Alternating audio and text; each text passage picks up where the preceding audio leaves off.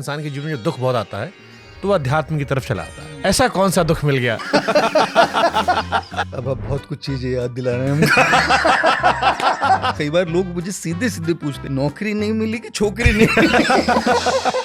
Monk बनने के बाद ईगो आता है, संपूर्ण चला जाता है, या वो ईगो किसी नए रूप को धारण कर लेता है? ओहो हो, बड़ी बात कही आपने, बहुत बड़ी बात निकाली। आपको गुस्सा आता है? हाँ, क्या बात। सर्वश्रेष्ठ कभी इंसान हो सकता है कि केवल एक ईश्वर होता है? ईश्वर होता है बस। किसी ने मुझसे कहा था आपसे पूछ लें कि गौर गोपाल जी गाली देते हैं? शुभंकर जी, क्या क्या सवाल पूछ रहे हैं आज आप हमको? प्यार मोहब्बत को लेकर मैंने आपकी बहुत सारी रील्स देखी है। किसी को चाहो तो वो आकर्षण होता है। झुकने से यदि आपके रिश्ते सुधर जाते हैं तो झुक जाओ। कि प्यार को समझने के लिए प्यार करना जरूरी नहीं है। हाय हाय हाय। लोग मुझे पूछते हैं आपको हक क्या है इस विषय पर बोलने का? लोग चीट क्यों करते हैं? खुशी भी यही और गिला भी यही। वो हमको मिला तो सही लेकिन मिला ही नहीं। दिल कहाँ मिले जी, जिस्म मिले बस। जीसस क्राइस्ट ने एक बात बहुत अच्छी कही, the spirit is strong but the flash is weak.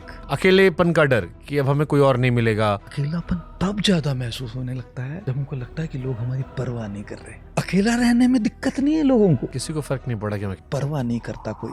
For a happy relationship, happy marriage, सबसे इंपॉर्टेंट चीज क्या है? किसी के साथ रहने में ना आपको खुश रहने के लिए बहुत ज्यादा मेहनत नहीं करनी पड़े। दूसरा, किसी के बिना अगर आप उदास रहते हो तो ठीक है, साथ रह के किसी के साथ रहकर अगर आप रोज उदास रहते हो तो भाई साहब। प्यार में लोग सरेंडर हो जाते हैं, लेकिन कहां पर कंप्लीट सरेंडर हीलिंग है और कहां पर कंप्लीट सरेंडर सेल्फ डिस्ट्रक्शन है?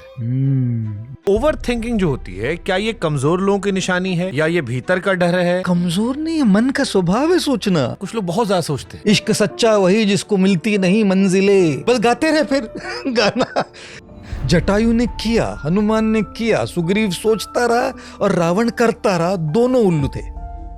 बैलेंस जो है वो अचीवेबल डील है या एक इल्यूजन है? मेरे हिसाब से बैलेंस है सबसे बड़ा मिथ है। गलत सिखा रहे हैं कि लाइफ बैलेंस्ड हो सकती है। क्या मॉन्क को भी अकेलापन होता है? बिल्कुल होता है। आप ओशो कैसे देखते हैं? तालीम में आपके और हमारे पास इतना ही फर्क है, आपने उस्तादों से सीखा है और हमने जिंदगी से सीखा है। एक ही सत्य को कई लोग अलग अलग दृष्टिकोण से देखते हैं। सहमति की बात तो कभी थी ही नहीं। चैतन्य महाप्रभु, कमल में जो शहद होता है, जो नेक्टर होता है, वो कमल जानता है उसका स्वाद क्या है? वो तो भौरा जानता है उसका स्वाद क्या है। इसलिए चैतन्य महाप्रभु जो है कृष्ण, लेकिन आए है राधा भाव में, ये समझने के लिए कि उनमें कितनी मधुरता है।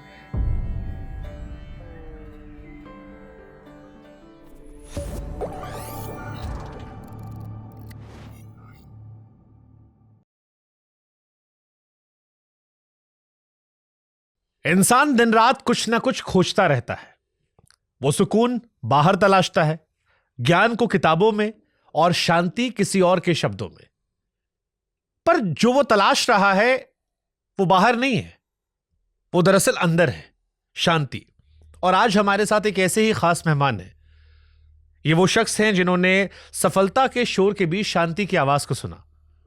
पढ़ाई आईटी बॉम्बे से की, सब कुछ सॉर्टेड था, लेकिन फिर लगा कि सफलता के बीच में कहीं कुछ गायब है, कुछ थोड़ा सा मिसिंग है।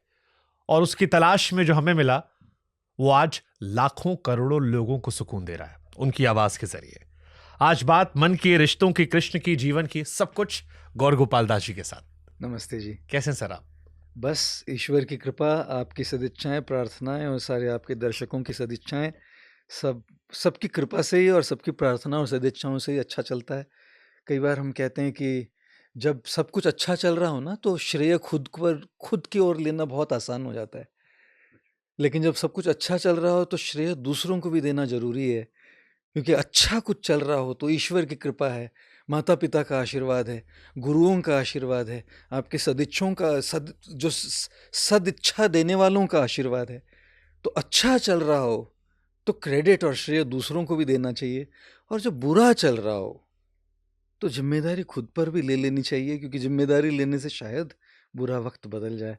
तो आपकी सदिच्छाएं हैं, ईश्वर की कृपा है, गुरुओं की कृपा है, माता पिता का आशीर्वाद है, दर्शकों का प्रेम है, बस अच्छा। प्रारब्ध भी है। प्रारब्ध भी है, बिल्कुल जी, प्रारब्ध भी है। मैंने जब पहली बार आपको देखा, पहला सवाल तो मैं पूछ लेता हूं कि मैं आपको किस चीज संबोधित करूं, क्योंकि आप इंजीनियरिंग के पेशे से मेरे सीनियर हैं। तो उस हिसाब से आप सर हो गए, आप मॉन्क हैं, किस चीज से मैं आपको इस पॉडकास्ट में संबोधित करूं? जो भी आपको स्वाभाविक लगे। फिर भी आप कुछ होता ना कि आप भी लोग ना कहीं कोई मुझे दास जी कहता है, कोई गुरु जी कहता है, कोई प्रभु जी कहता है, कोई सर कहता है। तो आपको जो स्वाभाविक लगे, कहते कहते बोलते बोलते संभाषण में, संवाद में जो आपको फिर भी स्वाभाविक एक लगे। होता ना कि हमें एक हम चाहते हैं कि हमें थोड़ा सरल लगता है, हम असहज नहीं होते सुनने में। बाहर तो कई लोग मुझे दास जी कहते हैं या दास कहते हैं, तो और मैं भी उस शब्द को बहुत पसंद करता हूँ। क्यों दास जी को आप पसंद करते हैं इतना? दास हमेशा स्मरण दिलाता रहता है कि आपके जीवन का मकसद है दूसरों की सेवा करना। मैं कई बार अंग्रेजी में कहता हूँ, स्लेवरी और सर्विट्यूड में बहुत अंतर होता है। सर्विट्यूड होता है सेवा करना, और स्लेवरी जो होता है ना, वो होता है नौकर की नौकरी करना। अंतर है सेवक और नौकर, बहुत बहुत अंतर है। बहुत बड़ा अंतर है जी। क्योंकि अगर आप देखेंगे, जो सेवक है उसने सेवा चुनी हुई है, चॉइस है, चॉइस है। जो नौकर कहा जाता है किसी को, वो लोभ बहुत है, डिरोगेटरी, उसको फोर्सिबली उसको किया मजबूरी जा रहा है, लालच है। स्लेवरी, जैसे कॉलोनियलिज्म में, कॉलोनियल टाइम्स में हमको जो स्लेव्स गए यहाँ से अंग्रेजों के पास, उनको जोर जबरदस्ती वो किया गया। लेकिन जो दास का टाइटल है, सेवक का टाइटल, वो तो चुना जाता है। जैसे आज भी केरला में आप देखिएगा, जो रॉयल फैमिली है, अनंत पद्मनाभ स्वामी के मंदिर से जो रॉयल फैमिली जुड़ी हुई है, मार्तंड वर्मा के जो लेगेसी वाले, आज भी वो लोग पद्मनाभ दास या पद्मनाभ सेविनी टाइटल लगाते हैं अपने आप को। और अगर आप यूरोप में देखिएगा, एक समय थॉमस मोर के रॉयल नोबलमैन रहे, वो भी साइन करते थे योर हम्बल सर्वेंट। वो कोई डिरोगेटरी नहीं है। तो इसलिए दास जो टाइटल है ना, मुझे बहुत पसंद है, क्योंकि वो हमेशा याद दिलाता रहता है कि हम हैं क्यों यहाँ पर। मोहम्मद अली जो थे बॉक्सर, बड़े बॉक्सर थे बहुत, उन्होंने एक बहुत अच्छी बात कही कि हम इस पृथ्वी पर जो आए हैं, जो रहते हैं, पृथ्वी की सारी रिसोर्सेस को उपभोग करते हैं। इस पृथ्वी पर रहने का किराया है दूसरों की सेवा। Wow. The rent we pay for our stay on planet earth is our service to others. किराया तो देना है, रहना है, फ्री में तो नहीं रहना है। वो किराया है दूसरों की सेवा करना। तो इसलिए दास बहुत पसंद है। ब्यूटीफुल। बट अब इसी से मेरे जहन में सवाल आता है कि हमारा जन्म क्यों हुआ? जी जी। क्या मैं कई बार जब दफ्तर जाता हूँ या दिन रात काम करता हूँ, मेहनत करता हूँ, सो मुझे मेरे मन में एक ख्याल आता है कि क्या इसलिए जन्म हुआ था मेरा ताकि मैं काम कर सकूं, या वो जो सुख भोग रहे हैं उसके लिए उनका जन्म हुआ था? आपके लाइफ का पर्पस क्या होता है? भगवान ने हमें क्यों धरती पर भेजा, और हर इंसान कैसे ये जान पाए कि मेरा पर्पस क्या है? जी जी जी। वो एक पुराना वाला गाना था ना बहुत, दुनिया बनाने वाले क्या तेरे दिल में समाई, काहे को दुनिया काहे को दुनिया बनाई। ये सवाल तो तब से पूछा जा रहा है शुभंकर हाँ। जी, कि क्यों ये दुनिया बनी है ना। तो मैं ना इसको अलग अलग दृष्टिकोण से देखता हूँ। एक दृष्टिकोण है, ये दुनिया इसलिए बनी है ताकि हम अपने जीवन में और दूसरों के जीवन में कोई ट्रांसफॉर्मेशन ला पाए। ओके। सफर है ये, जिंदगी एक सफर है। और इस सफर में अगर आप, जैसे आपके स्कूल में स्पेलिंग्स कैसे थे पहले? स्पेलिंग्स में आप कमजोर थे, अच्छे थे? ठीक ठाक, ठीक ठाक, एवरेज। ठीक ठाक, एवरेज, है ना। कई लोग बड़े कमजोर होते हैं स्पेलिंग में। एक टीचर ने एक क्लास में बच्चे से पूछा, आप भारत के कौन से राज्य से? उसने कहा अरुणाचल प्रदेश। बोला तो स्पेलिंग बताना थोड़ा। बोला गोवा से हूँ। ये तो कपिल शर्मा वाला हो गया। तो मैं ना कई बार, मैं जब कई इवेंट में जाता हूँ तो लोगों को पूछता हूँ कि आप थोड़ा मुझे इंग्लिश शब्द सफ़र का स्पेलिंग बताइएगा। तो लोग कहते हैं SUFFER। ये इंग्लिश सफ़र हुआ, और हिंदी में भी एक सफ़र है। इस दुनिया में आइएगा तो सफ़र तो करना है जी। इंग्लिश सफ़र तो होने वाला है। ब्यूटीफुल। या तो शरीर सफरिंग देने ही वाला है। ये वस्त्र पहनने से कोविड ने तो हमको एक्सक्यूज नहीं किया। सही बात है। कोविड कोई गेरुआ तो देखता नहीं है। सबको फेयर ट्रीटमेंट होती है इस दुनिया में। शरीर कष्ट देता है, कई बार मन कष्ट देता है, कई बार लोग कष्ट देते हैं। भाई साहब, जब लोग कष्ट देते हैं ना, पता नहीं क्या उनमें होता है। मतलब देखिए ना, जब लोग जिंदे होते हैं ना, जिंदे होते हैं तब लोग गिराने में लगे हुए होते हैं, और मर जाते तो उठाने में लगे हुए होते हैं। बस तभी आते हैं। जिंदे होते हैं तब गिराने में, और मर जाते हैं तब उठाने में। अजीब की एक गजब की एकता दिखाते हैं लोग इसमें, है ना। तो देखिए ना, लोग कष्ट देते हैं, शरीर कष्ट देता है, मन कष्ट देता है, अपने कर्म और प्रारब्ध, जैसे आपने कहा, अगर कोई पिछले जन्म में मानता हो तो वो कष्ट देते हैं। तो इंग्लिश वाला जो सफर है ना जी, वो तो वो होना ही है बस। अब इस इंग्लिश सफर में हिंदी सफर बनाना ये चॉइस अपनी है। जो भी है वो तो चलना ही है। मैं कभी-कभी जब अमेरिका जाता हूँ, लंबी होती है फ्लाइट, डायरेक्ट फ्लाइट 16.5-17 घंटे की फ्लाइट होती है। अब उसमें मेरे पास चॉइस है 16.5-17 घंटे को मैं सफ़र करूँ कि मेरे पास पैर के लिए जगह नहीं है, या मैं अब क्या करूँ, बोरियत हो गई, भूख लग रही है, कोई क्या खाना है मेरे लिए है नहीं, ये बगल वाला आदमी बस बातें किए जा रहा है, मेरे सर दर्द हो रहा है। ये एक इंग्लिश सफ़र हुआ। और दूसरा है कि एक हिंदी सफ़र है। चलो एक आध मैं कोई मूवी देख लेता हूँ, या इस बगल वाले से एक रिश्ता बना लेता हूँ, दोस्ती बना लेता हूँ, किताब पढ़ लेता हूँ, हो सकता है थोड़ा सो लेता हूँ। तो सफ़र या सफ़र, ये चॉइस अपनी है। तो ये जो दुनिया बनी है ना, ये केवल सफ़र के लिए नहीं बनी है। मैंने कई बार देखा है ना, आध्यात्मिक सर्कल्स में ना इंग्लिश सफ़र पे बहुत ज़्यादा जोर दिया जाता है कि दुनिया में बहुत कष्ट है, बहुत ही दुख है, बस सब कुछ बस प्रॉब्लम है यहाँ पर। इस पर ज़्यादा जोर कई बार पड़ता है। लेकिन इस पर जोर देने से ये तो कांस्टेंट है ना जी, वो पाए है 3.1418, उसकी वैल्यू बदली नहीं जा सकती। मैथमेटिक्स में जो पाए कांस्टेंट होता है, उसकी कीमत कैसे बदली जाएगी? लेकिन जो हिंदी वाला सफर है ना, वो एक्स है, वेरिएबल है वो। तो इसीलिए तो नहीं कि आपने आईटी बॉम्बे में इतना सफर कर लिया इंजीनियर बनकर कि आप मॉन्क के सफर पर निकल पड़े। हाय हाय हाय। लेकिन एक छोटी सी करेक्शन कर दूं, बस विनम्रता से, मैंने कॉलेज ऑफ इंजीनियरिंग पुणे में इंजीनियरिंग पढ़ाई की, और क्योंकि आईआईटी बॉम्बे की औकात नहीं थी सर। अच्छा, तो इसलिए आपने इंजीनियरिंग के सफर को सफर में तब्दील कर दिया। नहीं नहीं नहीं, ऐसी बात तो है नहीं। लेकिन मेरे ख्याल से दुनिया का एक पर्पस ये है, जिंदगी का एक पर्पस ये है कि इंग्लिश सफर से दिल हटा के, अपना अटेंशन हटा के, थोड़ा हिंदी सफर पर भी ध्यान दिया जाए। जब जिंदगी को सफर बना दिया जाता है ना, जिंदगी एक सफर है सुहाना, यहाँ कल क्या हो किसने जाना। कल हो जो हो, लेकिन सफर तो सुहाना बनाया ही जा सकता है ना।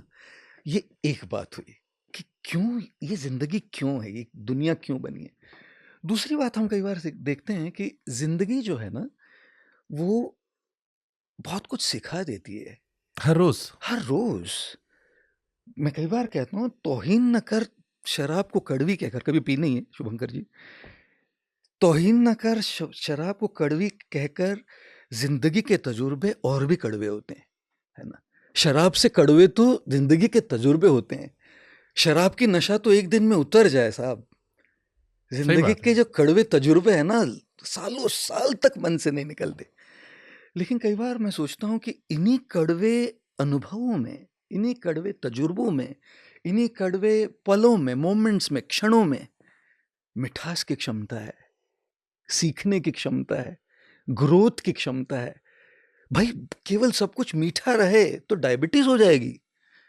तो जब कड़वाहट हो, करेले के बाद जो रसगुल्ले का स्वाद है, दुख है तभी सुख का मजा आएगा। हाँ, करेला खाओ, उसके बाद रसगुल्ला खाइए, तब तो मजा आए। केवल रसगुल्ला खाओ तो भाई रसगुल्ला ठीक है भाई, करेला का नीम का कड़वा जूस पीजिएगा, उसके बाद आपको रसगुल्ला मिले तो भाई वाह क्या स्वाद, मजा आ गया, आनंद आ गया। तो मुझे लगता है ये दुनिया ना एक यूनिवर्सिटी है शुभंकर जी, एक कॉलेज है। यहाँ हम क्यों आए? सीखने के लिए आए हैं, उन्नति करने के लिए, प्रगति करने के लिए, उत्कर्ष के लिए आए हैं। और वो तो तभी हो पाएगा ना जब थोड़ी ठोकरें खाएंगे। तो क्या ठोकर खाई थी आपने? क्योंकि एक आम परसेप्शन, अगर एक आम भारतीय के दृष्टिकोण से कहूं, तो ये मानता है कि इंसान के जीवन में जो दुख बहुत आता है तो वह अध्यात्म की तरफ चला आता है। कब ऐसा होता है कि जवानी में लोग अपना जीवन अध्यात्म को दे? हमारे बुजुर्गों ने जो हमें माइंडसेट दिया है, या जो हम सीखते हुए हैं कि बचपन लड़कपन का है, जवानी काम काज की है, और फिर बुढ़ापा आए तब ईश्वर के पास जाइए, समर्पण कर जाइए, यही आपका जीवन है। आप अच्छे कॉलेज से इंजीनियरिंग कर रहे हैं, वहां से आप एक मॉन्क बन जाते हैं। जी जी जी। अब प्रथम दृष्टया शायद किसी के जहन में आएगा भाई दिल टूट गया होगा। किसी के मन में आएगा प्लेसमेंट नहीं हुआ। किसी के मन में आएगा कुछ परिवार में हो गया हो। बिल्कुल बिल्कुल। ये सफर क्यों, मतलब वहां से यहाँ पर? क्योंकि कॉलेज लाइफ तो लेविश लाइफ होती है। दिल बॉम्बे पुणे जैसे शहर में आप हैं, आसपास लड़कियां होंगी, अच्छी नौकरी होगी, कपड़े अलग होंगे। बिल्कुल बिल्कुल। अब आप बहुत कुछ चीजें याद दिला रहे हैं हमको। नॉस्टैल्जिया। मेरा एक्सेस पुरानी यादें। मेरा एक्सेस को याद दिलाने का कोई इरादा नहीं था। हमारे बम्बई की स्लैंग यूज कर रहा हूँ यहाँ पर, जैसे आपने कहा नौकरी या फिर दिल टूटा होगा, छोकरी। इसीलिए तो है ना बम्बई की स्लैंग यूज कर रहा हूँ। कई बार लोग मुझे सीधे सीधे पूछते, नौकरी नहीं मिली कि छोकरी नहीं मिली? कि सर तुम मुंडवा कर आश्रम में चले गए। कई बार किसी ने मुझे पूछा था ये कि दिल तोड़ा किसी ने आपका, क्या इतना क्या हुआ कि ऐसा कौन सा दुख मिल गया? ऐसा कौन सा दुख, ऐसा कौन सा हार्ट ब्रेक हो गया कि हार्ट जाकर वहां देना पड़ा आपको?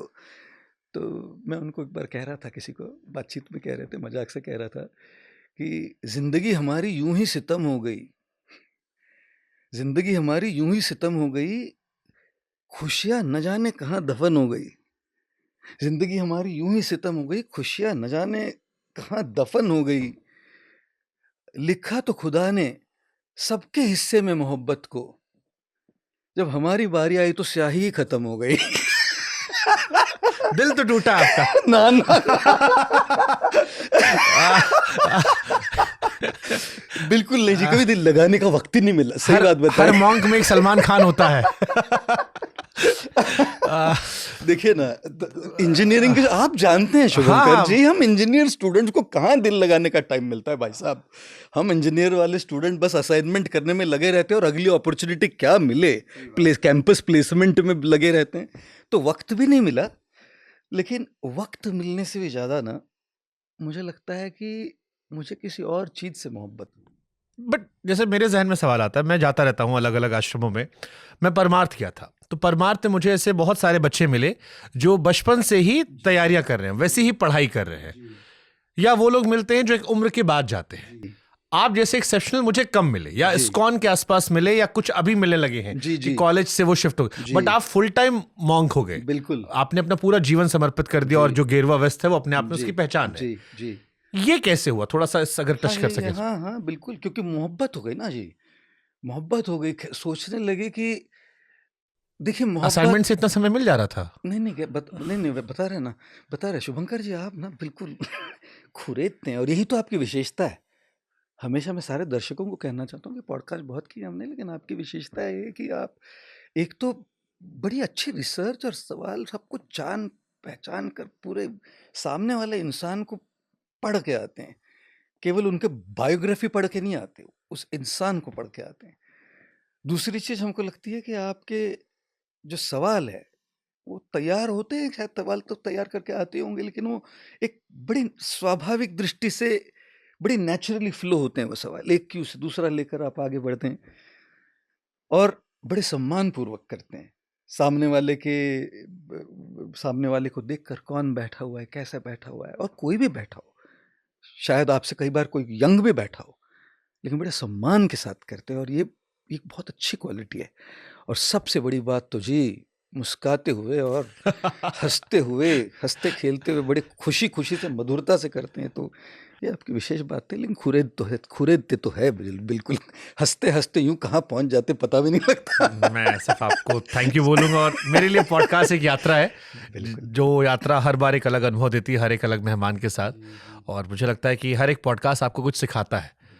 सो वो सवालों से ज़्यादा मेरे लिए सीखने की प्रक्रिया भी होती है, और मुझे लगता है कि आप हर बार कुछ लेकर जाते हैं एक मेहमान से, एक बेहतर इंसान बनकर, कुछ लाइफ में नया सीख कर। और मुझे लगता है इस पॉडकास्ट की यात्रा ने मुझे बहुत मजबूत और बेहतर इंसान बनाया है पिछले कुछ समय में। जी, यही तो अंतर होता है ना, कि अगर आप उस हिसाब से कर रहे हैं कि मैं अपने लिए भी सीख कर मैं भी आगे बढ़ना चाहता हूँ जो सीख रहा हूँ उससे, तब फिर उसी प्रकार की वो चर्चा भी होती है।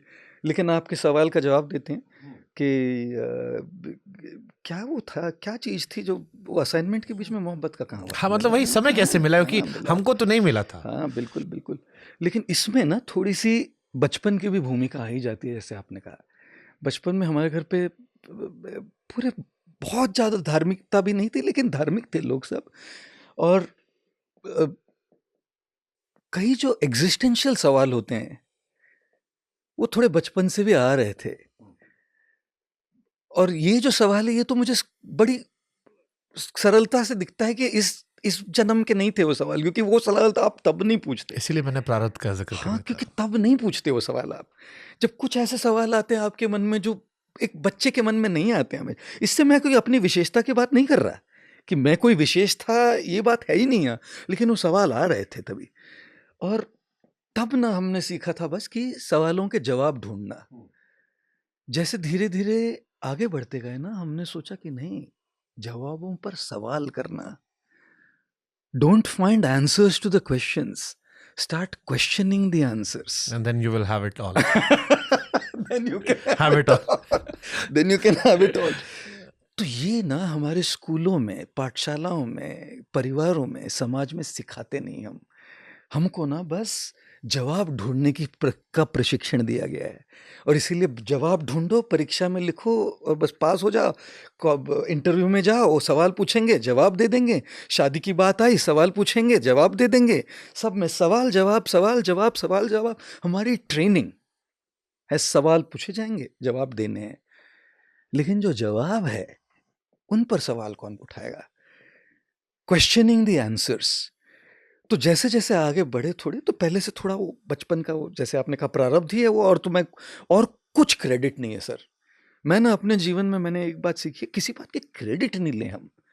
किस बात पर इतना इतरा रहे हैं हम, है ना? किस बात की इतनी अकड़ है, किस बात पर इतना लेकर बैठे हैं हम कि इतनी सारी चीजें तो रिस्पॉन्सिबल है हमको बनाने के लिए जो हम हैं।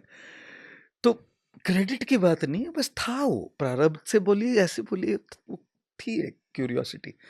और जैसे जैसे आगे बढ़ते गए, तो जब जब गए कि कई लोगों के पास गए, और जब जवाबों पर सवाल उठाते हैं ना, सामने वालों को आदत नहीं है उसकी, चाहे व्यवस्था हो, चाहे अध्यात्म हो, चाहे विवाह संस्था हो, किसी भी चीज पर जब जो जवाब समाज ने दिए हुए हैं उस पर आप सवाल करने जाइएगा तो आपको एक रिबेल माना जाता है। तो इससे एक मोहब्बत हो गई। द लव, जो हम मोहब्बत इश्क की बातें करते हैं ना शुभंकर जी, वो केवल व्यक्ति से नहीं होती। Love is not only for a person, love is for your path, love is for what you are passionate about, love is for what you are seeking. तो ये जो प्यार हुआ, उसी सिलसिले में फिर एक्सप्लोर करने लगे। तो फिर पता लगा कि भाई खुदगर्ज तो बहुत लोग हैं दुनिया में आज जो खुद को भूल जाते हैं। तो इस सारी दुनिया में खुद को खोजना, खुद की जर्नी को खोजना, और शायद खुद को खोजते खोजते हुए खुद में खुदा को खोजना, राइट, ये बहुत जरूरी हो गया। तब वो मोमेंट आया, कोई ट्रिगर नहीं था, कोई दिल नहीं टूटा, कभी था ही नहीं, कभी वो जर्नी कभी ली नहीं, वक्त ही नहीं मिला, जैसे कहा वो कभी नहीं हुआ। परिवार बहुत अच्छा था, बहुत प्यार करने वाला परिवार। इकलौता बेटा, मेरी छोटी बहन है, इकलौता बेटा था, बहुत प्यार करते थे। हम तो मिडिल क्लास फैमिली से थे, एक simple lower middle class family से थे, और जो भी मांगा गया कभी डिनाई नहीं किया गया, डिसिप्लिन से दिया गया, एंटाइटलमेंट नहीं था, लेकिन मिलता था। जो कभी न्यू ईयर में कॉलेज में थे, गिटार सीखने का मन किया, पापा ने तुरंत गिटार ले आए। एक साल सिंथेसाइजर सीखने का मन था, तुरंत सिंथेसाइजर घर में आ गया, और मिडिल क्लास फैमिली थे, तो अच्छे परिवार में, जो बड़ा प्रेम करने वाले परिवार में आए। जॉब HP में थी, ह्यूलेट पैकर्ड में जॉब मिली हुई थी इंजीनियरिंग के बाद, तो उसमें भी स्कोप बड़ा अच्छा था, तो वहाँ कोई गड़बड़ कहीं नहीं हुई। लेकिन ये जो एक अंदर से, पता है, खालीपन लगता है कभी कभी। छोड़ के जाना केवल प्रॉब्लम से नहीं होता, छोड़ के जाना कई बार सीकिंग से भी होता है। जब आप ढूंढते हैं, जब खोजते हैं कि जो कर रहे हैं उसमें प्रवीण है, जो बिजीनेस चल रही है उसमें सब कुछ चल रहा है, सब अच्छा चल रहा है, लेकिन कुछ लोग ये सवाल पूछते हैं कि सब कुछ अच्छा चल रहा है, क्या केवल यही लक्ष्य है? और शायद उसको पूछते पूछते फिर ये जर्नी शुरू हो गई। तो गड़बड़ कुछ नहीं थी, सब ठीक ठाक ही चल रहा था। अब यहाँ पे भी मेरे मन में 2 सवाल आते हैं। हाँ जी। अध्यात्म की तरफ झुकाव हुआ, कुछ प्रारब्ध था। प्रारब्ध में अगर अध्यात्म था भी कि भविष्य के लिए, तो भी 2 रास्ते होते हैं। एक रास्ता सफेद चोले का होता है, एक रास्ता भगवे चोले का होता है। भगवा चोला ही क्यों चुना गया कि जिसमें जीवन साथी की जरूरत नहीं थी? आप भी पुंडरीक महाराज या इंद्रेश उपाध्याय जी की तरह भी जीवन जी सकते बिल्कुल थे। बिल्कुल, और बहुत महान है दोनों भी। दोनों को मैं बहुत आदर और सम्मान करता हूँ, जितना वो समाज में जिस प्रकार की जागृति ला रहे हैं धर्म के बारे में, भक्ति के बारे में, और विशेष रूप से जो युवा पीढ़ी पर जो उनका प्रभाव है, बहुत सम्माननीय और प्रशंसनीय है। मैंने ये पर्टिकुलर ये वाला चोला क्यों चुना, जाके 2 अलग-अलग मार्ग हो सकते थे। मैं आपको एक छोटी चीज़ बताता हूँ, मेरे एक मित्र, किताब में भी लिखी हुई है ये बात, क्योंकि मेरे वो जो मित्र हैं चल बसे, लंदन में रहते थे। मैं हर साल 2005-6 से लेके 2019 तक वो चल बसे। हर साल मैं 1.5 से 2 महीने लंदन में रहा करता था उनके साथ, और बहुत सारी वहाँ पे स्पीकिंग एंगेजमेंट्स होती थी, और बहुत खास मित्र थे, मेरे से 15-20 साल बड़े थे। लेकिन मित्रता ना और दोस्ती जो होती है ना, वो आयु से नहीं होती, वो माइंडसेट से होती है, केमिस्ट्री से होती है। रिश्तों में हमेशा यही तो देखना चाहिए, केमिस्ट्री, उम्र नहीं, तजुर्बा, उम्र नहीं, कनेक्शन, वाइब्रेशन, वाइबिंग कैसा होता है वो देखा जाता है। तो ये मेरे बहुत ही अच्छे दोस्त थे, और दोस्त ही क्या, फ्रेंड, फिलोसोफर, गाइड कहूँगा। मतलब ये वस्त्र पहने तो कोई गाइड नहीं हो, ऐसा तो नहीं। और वो गृहस्थ थे, उनकी पत्नी, उनका बच्चा था। ये वस्त्र पहने इसका मतलब ये नहीं कि आप गृहस्थों से कोई सीख नहीं सकते। श्री चैतन्य महाप्रभु जो गौड़ीय संप्रदाय में जिनको भगवान माना जाता है, लेकिन राष्ट्र में संत माना जाता है, अलग अलग धारणाएं उनकी। वो जब कहीं भी यात्रा के लिए जाते थे तो एक गृहस्थ थे बड़े, सार्वभौम भट्टाचार्य, उनका ये सन्यासी थे, उनका आशीर्वाद लेने जाया करते थे। तो सन्यास लेने का मतलब ये नहीं हुआ कि आप किसी सफेद चोले वाले से सीख नहीं सकते और उनसे आशीर्वाद नहीं ले सकते। ये जो थे लंदन में अच्छे मित्र थे वो। 2016 में हमारी ये सोशल मीडिया जर्नी शुरू हुई। एक वीडियो वायरल हुआ जिन्होंने बहुत चिंतित कर दिया था हमको। उस वीडियो के वायरलिटी के बाद और वीडियोस लोग निकाल के डालने लगे। तब किसी ने हमको सजेस्ट किया कि आप जब तक कॉन्शियसली ये काम नहीं करेंगे तो लोग तो यहाँ वहाँ से उठाकर कुछ मजाक बनाएंगे इसका। तब लेकिन एक बहुत बड़ा सवाल हमारे जहन में आया कि अगर इसमें घुस गए ना तो ये पाथ ऑफ नो रिटर्न है, इसे लौट के आना बड़ा मुश्किल है। और ये कपड़े पहन रखे हैं, एक बार घुस गए, ये सेलिब्रिटी मंक, ये ऑक्सीमोरॉन है, ऑपोजिट वर्ड्स है वो। सेलिब्रिटी और मंक कैसे हो सकता है? इसकी बड़ी चिंता थी, लगी थी कि ये कैसे जाएगी, तो लौट के कैसे आएंगे, दोबारा लौट के आने की कोई गुंजाइश नहीं। तब हमने उनको पूछा कि आपको क्या लगता है, करना चाहिए ये कि छोड़ देना चाहिए? उन्होंने जो जवाब दिया हमको, उसी में यह जवाब है कि सफेद और गेरुए में ये क्यों चुना। उन्होंने कहा, आप इसके पीछे तो नहीं पड़े थे ना इस शोहरत के। भगवान ने आपके लिए ये अपॉर्चुनिटी खोली है, ये अवसर दिया है, ये दरवाजा खोला है। अगर आप इस दरवाजे के भीतर से चल के नहीं ना जाओगे, तब आप भगवान का अपमान कर रहे हैं। जब ईश्वर आपके पास कोई अवसर भेजते हैं, कोई बिना मांगे आपके पास कुछ चल के आ रहा है, वो किसी ने भेजा है, आप उसको प्रारब्ध कहिए, हम उसको ईश्वर कहेंगे।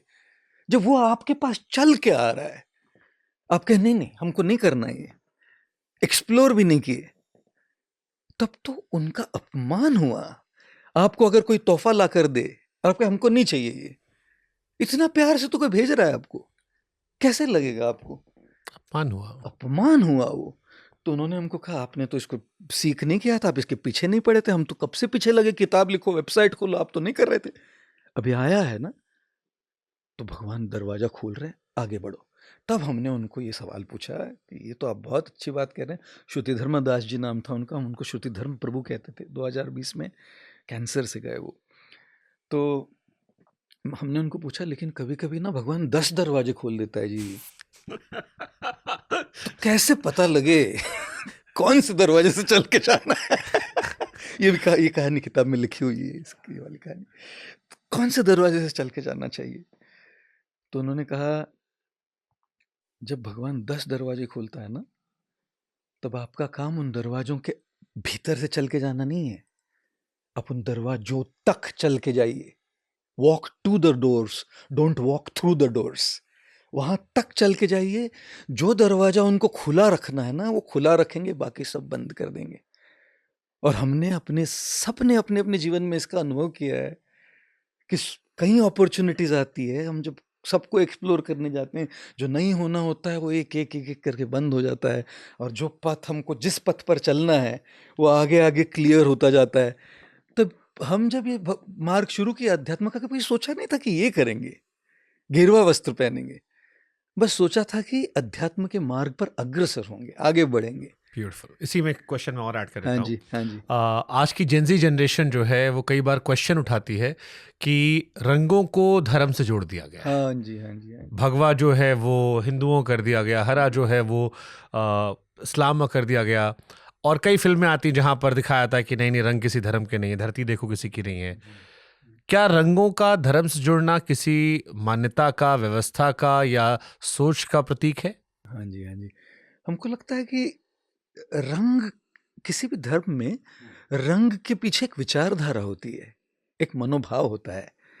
जैसे मैं इस रंग की बात करता हूँ क्योंकि ये रंग मैं खुद पहनता हूँ, और जिस जिस धर्म को मैं रिप्रेजेंट कर रहा हूँ उसका ये रंग है। तो ये गेरुआ वस्त्र जो है, ये भगवा रंग जो हम पहनते हैं, ये जब हिंदू धर्म में, सनातन में कोई अगर चल बसता है, कोई किसी की मृत्यु हो जाती है, तो उसको हम फ्यूनरल में, उनकी अंतिम क्रिया में हमको अग्नि संस्कार करते हैं। तो अग्नि संस्कार के वक्त जो अग्नि की लपटें आती है वो इस रंग की होती है। तो ये रंग पहनने का अर्थ होता है कि हम अपने आप के लिए मर गए हैं, अब हम दूसरों के लिए जी रहे हैं, अब हमारा जीवन अन्य किसी के लिए है। तो ये एक अर्थ हुआ। दूसरा अर्थ ये है कि हम कहते हैं कई बार, अगर आप कोई मिठाई बनाइए, खीर बनाइएगा, तो उसमें केसर डालते हैं, लेकिन केसर में बहुत सारा मॉइस्चर होता है। तो उस मॉइस्चर को निकालने के लिए आप पहले केसर को एक गरम तवे पर भूनते हैं ताकि उसके मॉइस्चर निकल जाए। फिर उसको लेते हैं, दूध या पानी में यूं मसलते हैं, रगड़ते हैं, और जब रगड़ा जाता है ना वो केसर, तब उस केसर से खुशबू, स्वाद, रंग निकलता है, जिससे वो खीर रंगीन भी हो जाती है, स्वादिष्ट भी हो जाती है, और खुशबूदार भी हो जाती है, जायका आता है उसमें एक। तो ये भी केसर जैसा है, भूने जाने की तैयारी होनी चाहिए, इसी को तो तप कहते हैं, थोड़ा तप होना चाहिए, तपने की तैयारी, मसले जाने की तैयारी। और उसका मकसद क्या है? ताकि दूसरों के जीवन में रंग, स्वाद, खुशबू, दूसरों के जीवन में जायका लाए। ये नहीं कह रहा कि ये पहनने से मैं कर रहा हूँ, ये तो ये सफ़र है जी, कोशिश कर रहे हैं, लेकिन मकसद ये है। तो इसके पीछे की एक विचारधारा रही है। अगर हरे रंग की हम विचारधारा, तो मैं तो पता नहीं, होगी कोई, जरूर कोई विचारधारा होगी कि ये रंग इसके साथ क्यों जुड़ा हो, जो मैंने तो कहीं पढ़ा नहीं है, लेकिन निश्चित रूप से होगा। और हम किसी हमारे इस्लामिक भाई से अगर पूछेंगे तो शायद वो हमको बता पाएंगे कि हरे से ये क्यों जुड़ गया है। लेकिन हम तो ये जरूर कह सकते हैं कि इस रंग के पीछे निश्चित रूप से एक विचारधारा है। मॉन्क बनने के बाद ईगो आता है, संपूर्ण चला जाता है, या वो ईगो किसी नए रूप को धारण कर लेता है? ओहो, ईगो, बड़ी बात कही आपने, बहुत बड़ी बात निकाली है ना। मेरा ना एक बहुत फेवरेट गाना रहा है पहले से, जो धोनी साहब का भी फेवरेट गाना है बहुत। कल और आएंगे नगमों की खिलती कलियां चुनने वाले, मुझसे बेहतर कहने वाले, तुमसे बेहतर सुनने वाले। कल कोई मुझको याद करे, क्यों कोई मुझको याद करे, मशरूफ ज़माना मेरे लिए क्यों वक्त अपना बर्बाद करे। मैं पल दो पल का शायर हूँ, पल दो पल मेरी जवानी है, पल दो पल मेरी हस्ती है, पल दो पल मेरी कहानी है। और मैं हमेशा कहता हूँ, अरे पल दो पल के शायरों, अपने आप को इतनी अहमियत मत दो। चाहे अध्यात्म हो, चाहे स्पोर्ट्स हो, चाहे सिनेमा हो, चाहे पॉलिटिक्स हो, चाहे सरकारें हो, चाहे कोई हो, अरे पल दो पल के शायरों, अपने आप को इतनी अहमियत कल मत तुमसे दो। बेहतर आएंगे, कल तुमसे बेहतर आएंगे।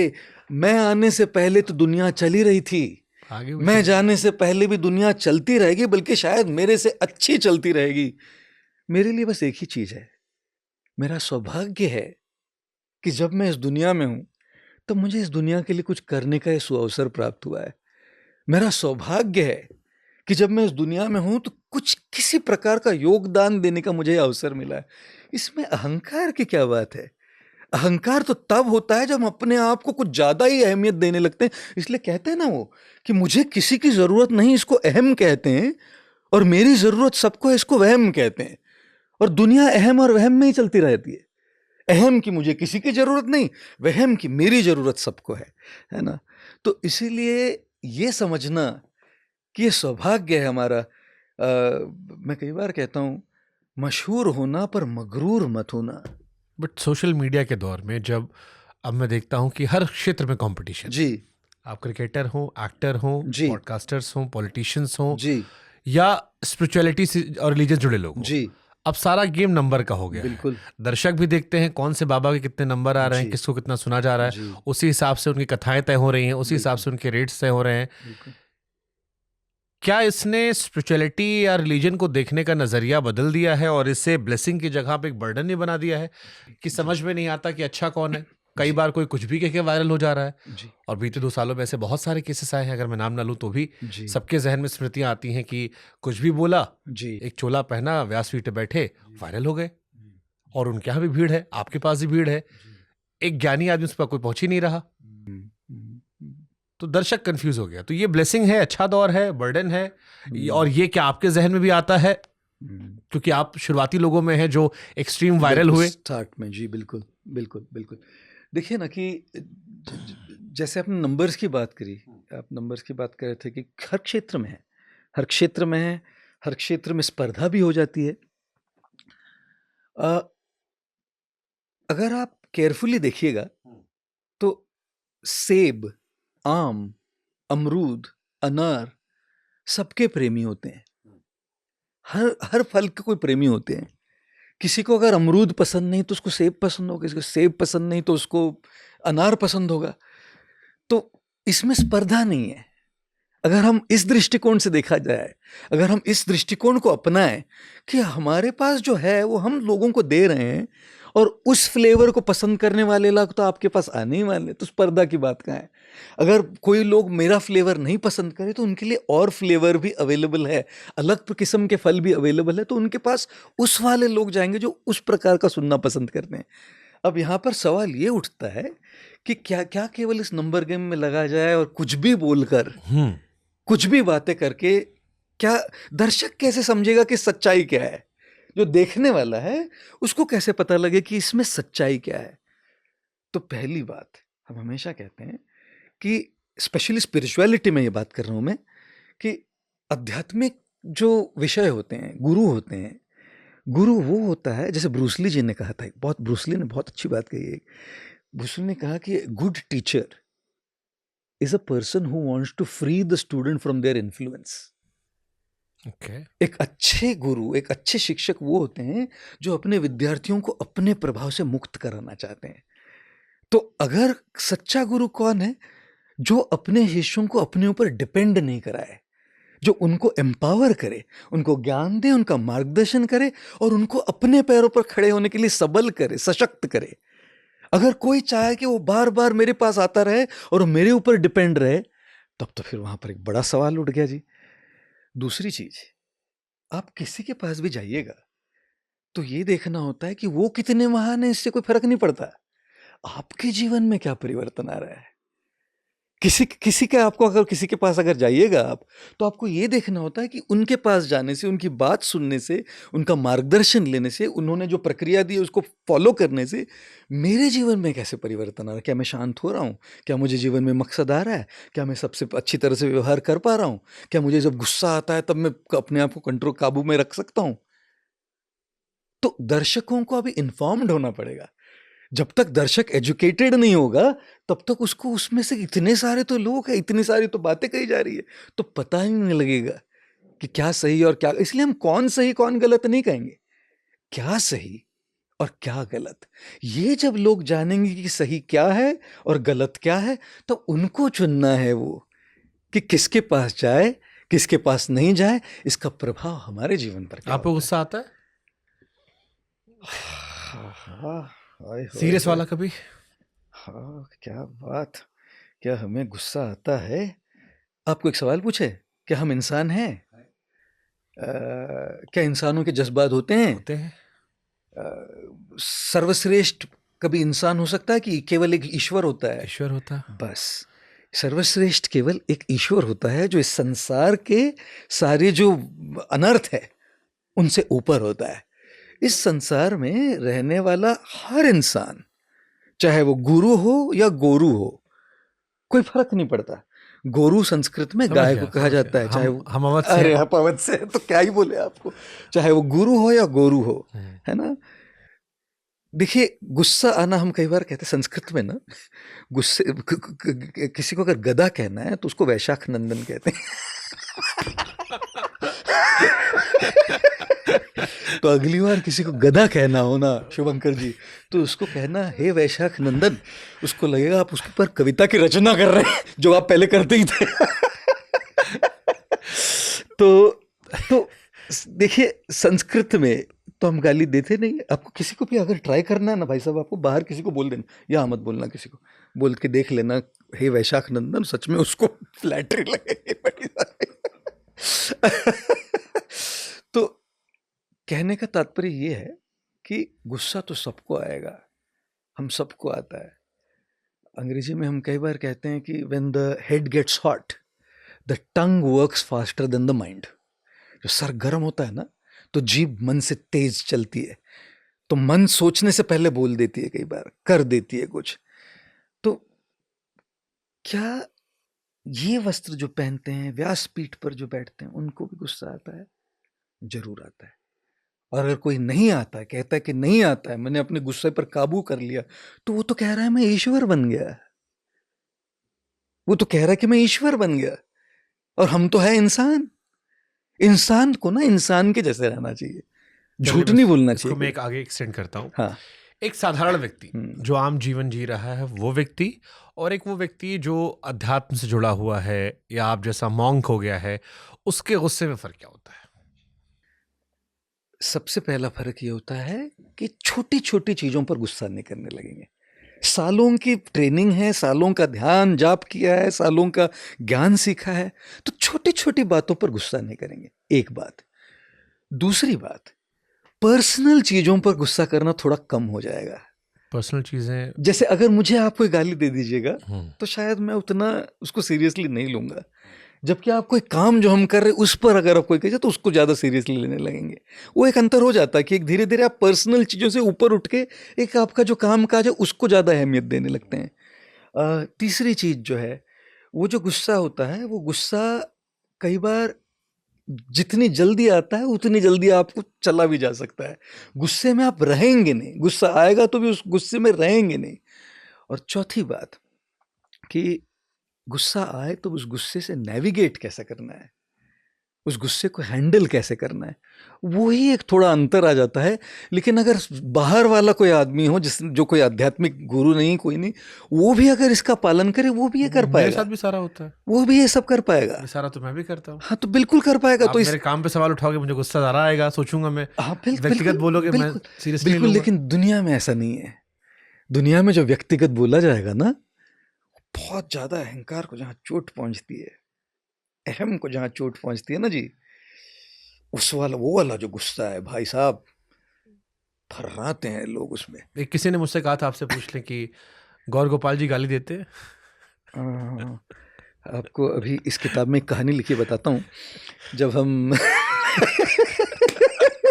शुभंकर जी क्या क्या सवाल पूछ रहे हैं आज आप हमको। देखिए, हमारी कोशिश होती है कि हर वो सवाल जो आम इंसान से लेकर धर्म क्षेत्र से या लेकर किसी बड़ी कंपनी के सीईओ तक। बहुत अच्छे सवाल पूछ रहे हैं, बढ़िया सवाल पूछ रहे हैं, प्रैक्टिकल, रियल, रिलेटेबल। क्यों कोई सिद्धांत फिलॉसफी वाली केवल बात नहीं हो, तो चल फिलॉसफी लाएंगे तो घंटों निकल जाएंगे उसी में बोलने। रियल सवाल है, क्या हम गाली देते हैं? हाँ, क्योंकि आपसे सवाल इसलिए पूछ सकता हूँ मैं, आप एक इंजीनियरिंग बैकग्राउंड से आए। जी जी, आप उन चीजों से भली बात वाकिफ हैं। बिल्कुल बिल्कुल। फिर आप मॉन्क बन गए। अब एक लंबा जीवन उधर गुजारा है, बिल्कुल, एक इंस्टेंट रिएक्शन होता है। जी जी। अध्यात्म ने आपने कहा ये ऐड कर दिया कि आपको थोड़ी देर से आप कंट्रोल करना जान सके, बिल्कुल नेविगेट कर पाएंगे उसको ठीक तरह से। बट फिर भी अगर सैचुरेशन पॉइंट तक ले जाए कोई। हाँ हाँ बिल्कुल। अभी हम जब आश्रम में आए 30 साल पहले, तो हमारे आश्रम में सारे एजुकेटेड लोग हैं, सारे बहुत पढ़ लिख के आए हैं, बड़े बड़े कंपनीज में बड़ी पोजीशंस छोड़कर आए हुए हैं। तो उतने किस्म के ईगोज रहते हैं वहाँ। 80 लोग हैं, 80 ईगो है। सीखे हैं ईगो को कैसे टेम डाउन करना, लेकिन है तो ईगो। अच्छा, जब हम आए तो हम तो छोटे मिडिल क्लास परिवार से आए हुए हैं, हमारे माता पिता ने हमको कभी एक गाली देने, मतलब सवाल ही नहीं उठता था, मिडिल क्लास फैमिलीज में। हाँ, कभी सवाल ही ना हमारे माता पिता ने कभी गाली दी, हमारे जो मित्र हुआ करते थे उनसे भी हमेशा बोला गया कि नहीं ये नहीं ये नहीं, तो वो बैठ चुका था कि ये नहीं बोलना है कभी। मतलब स्कूल कॉलेज में मैक्सिमम बोला होगा इडियट, इससे ज़्यादा तो कभी कोई बोला नहीं। इडियट मैं, वो भी बहन को बस, और बाहर किसी दोस्त को किसी को नहीं बोला। कहीं सिस्टर बहन के साथ कहीं खेले कुछ गुस्सा आया तो इडियट कभी बोल दिया, इससे ज़्यादा कभी नहीं बोला। तो जब हम आश्रम में आए तो यहाँ के हमारे जितने मंक्स थे ये सब बम्बई वाले, बम्बई में पले बड़े, इनकी भाषा सब बम्बईया। तो जैसे किसी के पिताजी गुजर गए, बोले मेरे पापा ऑफ हो गए, तो मेरे मन में आया कि कितने साल तक ऑन थे ये ऑन ऑफ की भाषा कहाँ से आई भाई? इसमें सम्मान रिस्पेक्ट कैसा ना, जब कोई पिताजी घर चले गए, लेकिन वो वहाँ की भाषा है। एक बार किसी ने क्या मेरे दिमाग का दही मत कर, तो हमने दही खाया है बस, दिमाग का दही कभी सुना नहीं था हमने। वो दिमाग का दही मत कर, परेशान मत कर, मुझे ये कह रहा था। तो मैं थोड़ा, मेरे मन में आने लगा कि क्या है, किस प्रकार के लोग हैं ये क्या कहते रहते। तो 6 महीने में मैं उन्हीं के साथ तो रह रहा हूँ, 6 महीने में अचानक एक गड़बड़ हो गई कोई, और अचानक से मैंने कहा अरे भाई यार बड़ा लफड़ा हो गया और मुझे अपने आप को पिंच करना पड़ा 4 बार कि भाई ये कभी मैंने ऐसा शब्द कभी इस शब्द का उपयोग ही नहीं किया, और आज ही कह रहा हूँ लफड़ा हो गया। तब फिर मैंने सोचा कि भाई थोड़ा कॉन्शियस रहना पड़ेगा कि ये बातें नहीं आए, अपनी भाषा में ये सब बातें नहीं आए, रहना तो यही है। और तभी एक किसी ने कहा भी था एक हमको, ये कि हम ना ये देखते हैं कि लोग क्या करते हैं, लेकिन क्यों करते हैं नहीं देखते।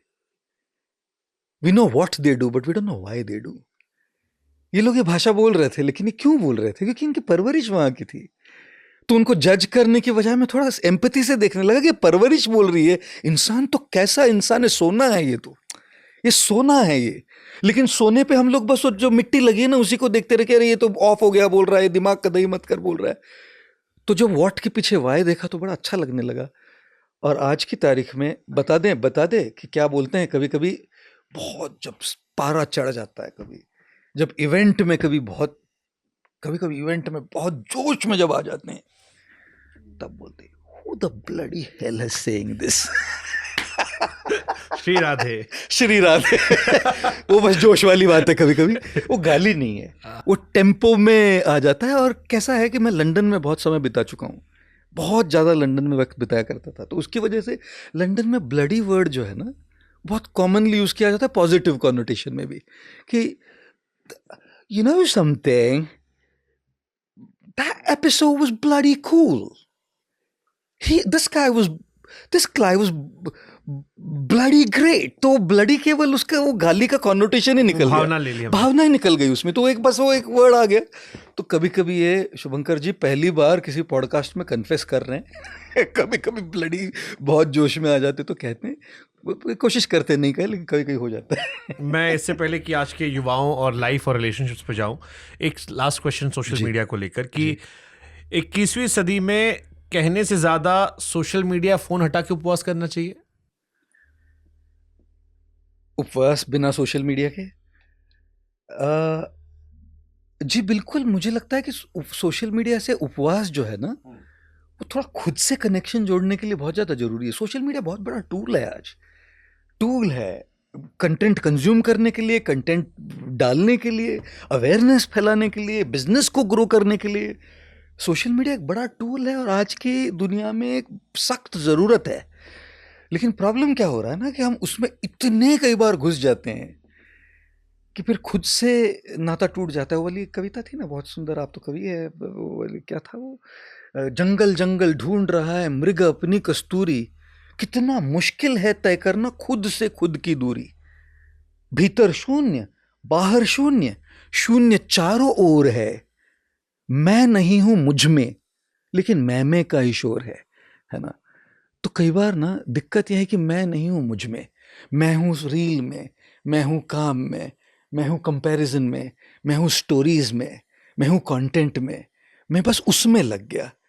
गलत है, बिल्कुल गलत नहीं है, जरूरत है आज की, लेकिन उससे एक छोटा सा ब्रेक लेकर अगर थोड़ा मैं डाल दे, मुझ में मैं अपने आप को डाल दूं, अपने आप से संबंध बना लूं, तो 2 चीजें होती है। एक जो कंटेंट डाल रहे हैं ना उसमें इम्पैक्ट आता है साहब, इम्प्रेस नहीं। इम्प्रेस करने में और इम्पैक्ट करने में बहुत बड़ा अंतर है। एक होती है बोलने की बातें, दूसरा होती है खुद से जो संपर्क बना लिया उसमें से आने वाली बातें। वो नंबर गेम वाली नहीं होती, वो True. क्वालिटी वाली होती है। वो आपको नंबर्स में नहीं दिखती। वो जब ऑन द ग्राउंड जो आपका नेटवर्क बनता है, ऑन द ग्राउंड जिन लोगों के साथ आप उठते बैठते हैं, जो लोग आपसे मार्गदर्शन लेते हैं, जिस लोगों के साथ आप बातचीत करते हैं, उसमें दिखाई पड़ती है। तो उस मैं में थोड़ा मैं भरने की जरूरत है। तो एक ये होता है, इम्पैक्ट होता है बहुत बड़ा। और दूसरी बात है जी, थोड़ा सा एक रिलैक्स करने से, थोड़ा सा एक समय निकालने से ना थोड़ी खुशियाँ ज़्यादा आ जाती है। क्योंकि सोशल मीडिया पे रहने से ना कंपैरिजन इतना ज़्यादा है, बहुत ज़्यादा है सर। कोई इधर बैठा हुआ है, वो खा रहा है राजमा चावल और स्टोरी देखता है कि उसका दोस्त सिंगापुर में बैठ के मोमोज खा रहा है। तो इसको यहाँ इनसिक्योरिटी होती है कि मेरे माँ बाप के पास पैसा नहीं है मुझे सिंगापुर भेजने के लिए। पहले ना देखिए कंपैरिजन, मैं कई बार कहता हूँ जब दो कपल मिलते हैं ना एक दूसरे से, तो दोनों महिलाएं एक दूसरे के जेवर देखती है और दोनों पुरुष एक दूसरे के बीवियों को देखते हैं। सॉरी। तो पहले ना कंपैरिजन के लिए ऑन द ग्राउंड होना पड़ता था, मजाक दूर की बात है, सही बात है। लेकिन पहले आपको ऑन द ग्राउंड होना पड़ता था, तब तो देखेंगे ना आप। तो आपको इंटरनेट पे सबका कंपैरिजन सब दिख रहा है, और किस तरह का, सब फोटोशॉप्ड है जी। 10 फिल्टर लगाएंगे तो हम भी एकदम ऐसे स्वैग वाले दिखेंगे, है ना। है कि मैं इवेंट्स में तो हमेशा कहता हूँ, मेरे लिए मेरा हैशटैग है मंक स्वैग। देखिए ना। Hashtag monk. और अर्बन हूँ बहुत, तो अर्बन होने की वजह से ऐसा देखा जाता है हमको। तो जितना आप वहाँ देखेंगे इतना फोटोशॉप्ड है ना सर। वो खाने से ज्यादा तो लाइटिंग की वजह से खाना अच्छा लग रहा है। खाने पर जोर ज्यादा नहीं, वो लाइट डाल के उसकी फोटो पोस्ट करने पर ज्यादा जोर। और उसमें कोई गलत है ये नहीं कह रहे हम, बस कह रहे कि थोड़ा सा उपवास हो जाएगा ना, थोड़ा सा पीछे हटेंगे ना, तो खुशियां बढ़ेगी। क्योंकि ये देखने लगोगे कि अपने पास क्या है, दूसरों के पास देखते देखते खुद के पास देखना भूल जाएंगे। हमारी लाइफ में जो हमारे अपने होते हैं वो हमारी ग्रोथ से खुश क्यों नहीं होते हैं? ये किसी ने अभी, मैंने सोशल मीडिया पे एक कोट पढ़ा कि आप सोशल मीडिया पर कोई चीज़ डालिए अपनी सफलता के बारे में, अपने लाइफ में अचीव किया उसके बारे में, आप ये चेक करेंगे कि ज़्यादातर लोग जो आपको प्रेस कर रहे हैं वो हैं जो आपको नहीं जानते या नहीं मिले हैं, जिनको आपने सब्सक्राइब कर रखा है, फॉलो कर रखा है, जो आपके जुड़े हुए लोग हैं, उनके लाइक्स कम होंगे। बिल्कुल। यानी वो आपको अप्रिशिएट करने कम आएंगे। वो लोग ज्यादा आपकी सफलता में खुश होंगे जिन्होंने आपको दूर से देखा है, इंस्पिरेशन लिया। ऐसा क्यों होता है कि जो हमारे अपने हैं वो हमारी सफलता में उसका हिस्सा बनना नहीं चाहते, या उससे वो दूरी बना लेते हैं। भले शायद कुछ बुरा ना सोचते हो, लेकिन एक डिस्टेंस कर लेते हैं। जी। एक ना हम कहते हैं ना कि लोग हमारे शुभ चिंतक है, तो हमको लगता है शुभ चिंतक दो प्रकार के होते हैं। एक है जो हमारे शुभ का चिंतन करते हैं, और दूसरे हैं जो हमारे शुभ की चिंता करते हैं, किसका शुभ हो रहा है। तो शुभ चिंतक दो प्रकार के हैं हमारे हिसाब से। एक जो शुभ का चिंतन करे और एक दूसरे शुभ को देखकर चिंता करे कि शुभ कितना हो रहा है। तो शुभ चिंतक वो है जो हमारी खुशी में भाग ले, कभी कभी लाइक्स करके और कभी कभी बिना लाइक्स करते हुए भी। हम कल किसी से बता रहे थे ये कि आज कोई अगर हमारे पास सेल्फी खिंचाने आता है तो हमारे साथ थोड़े ना सेल्फी खिंचा रहा है शुभंकर जी, हमारे अच्छे वक्त के साथ सेल्फी खिंचा रहा है। True. वक्त बदल जाएगा तो इंसान नहीं आएगा। 30 साल से बोल रहे हैं हम, कोई नहीं आया सेल्फी खिंचाने। ये अचानक क्यों आ रहे हैं लोग, है ना। इसलिए हम कहते हैं ना कि जिनके ना आते थे जवाब उनके सलाम आने लगे। हमारा वक्त क्या बदला, हमारे नीम के पेड़ पे आम आने लगे। अचानक से लोगों की भीड़ हो गई। तो कई लोग होते हैं ना जो ऑनलाइन वाले नहीं होते हैं शुभ चिंतक, और उनको उसी स्पेस में रखना जरूरी है जहां हम, जो आप ईगो की बात कर रहे थे ना कि वो ईगो एक ऐसे स्पेस में जाए जहां हम एक मामूली इंसान हो। किसी के लिए तो हम एक मामूली इंसान होना चाहिए ना भाई, नहीं तो ईगो और अहंकार तो बढ़ता ही रहेगा कि हम सबके लिए हीरो है। तो इसीलिए कई शुभ चिंतक होते हैं जो हमको सेफ स्पेस में रखते हैं।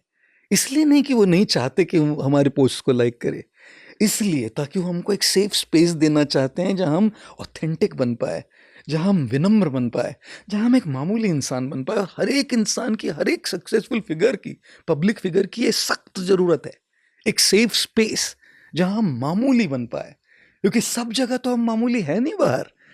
तो वो भी एक शुभचिंतक होते हैं। कुछ लोग लाइक करते हैं, वो भी शुभचिंतक है। कुछ लोग नहीं लाइक करते लेकिन ये सेफ स्पेस देते हैं हमको, वो भी बहुत बड़े शुभचिंतक है।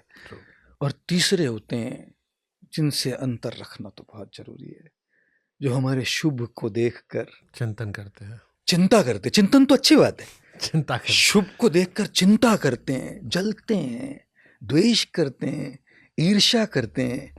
उनका हमारे पोस्ट को नहीं लाइक करना सेफ स्पेस नहीं है, उनके हमारे पोस्ट को नहीं लाइक करना इनसिक्योरिटी है।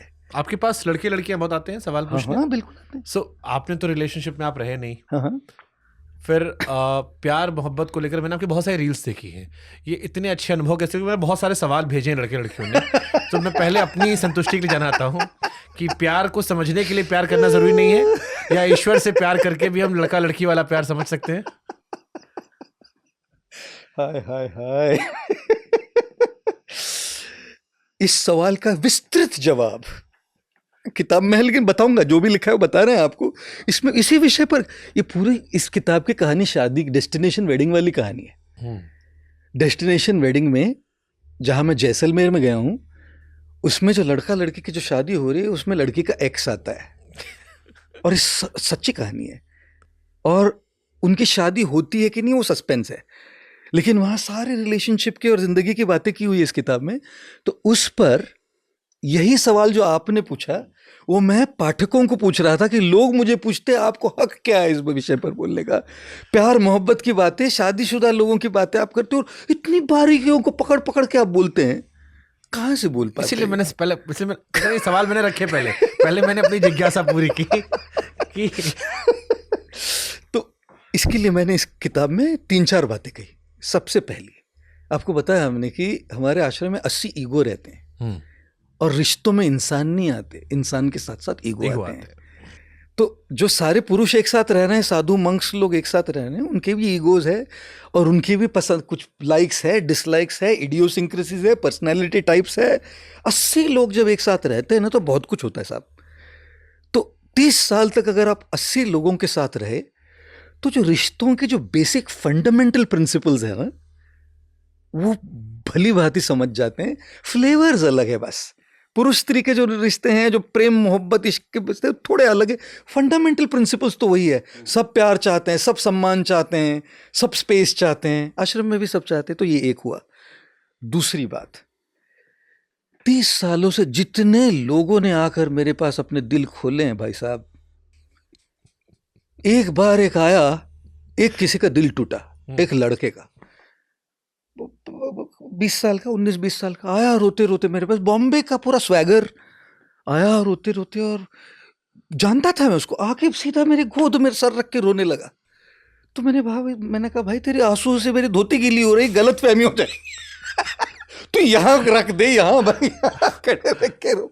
और रोते रोते शेर मार रहा है वहाँ, एक और शेर सुना रहा है मुझको, रो रहा है, मतलब मैं लड़कियों में विश्वास नहीं कर रहा, सारी दिल तोड़ देती है, सबके सब ये गाली देने लगा लड़कियों को। फिर शेर सुना रहा है, उसमें कहता है, दिल बोली आंख से, दिल बोला आंख से, तुम देखा करो कम, देखते हो तुम और तड़पते हैं हम।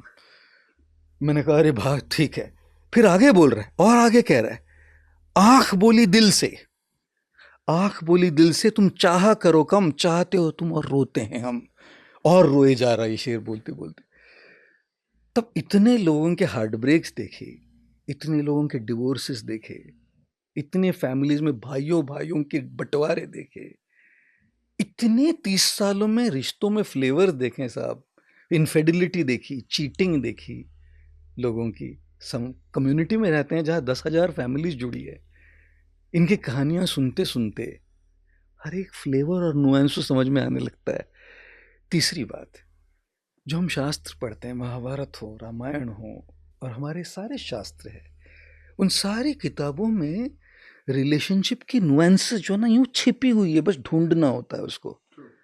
वो आप अगर भली बात ढूंढने लगे ना तब पता लगे। जैसे सीता की बात करते हैं हम, कि सीता मैया की बात करते हैं कई बार रामायण से, हम हमेशा कहते थे कि जब सीता मैया राम के साथ थी तब मृग चाहिए था उनको, और जब अशोक वाटिका में बैठ गई तब राम चाहिए थे उनको।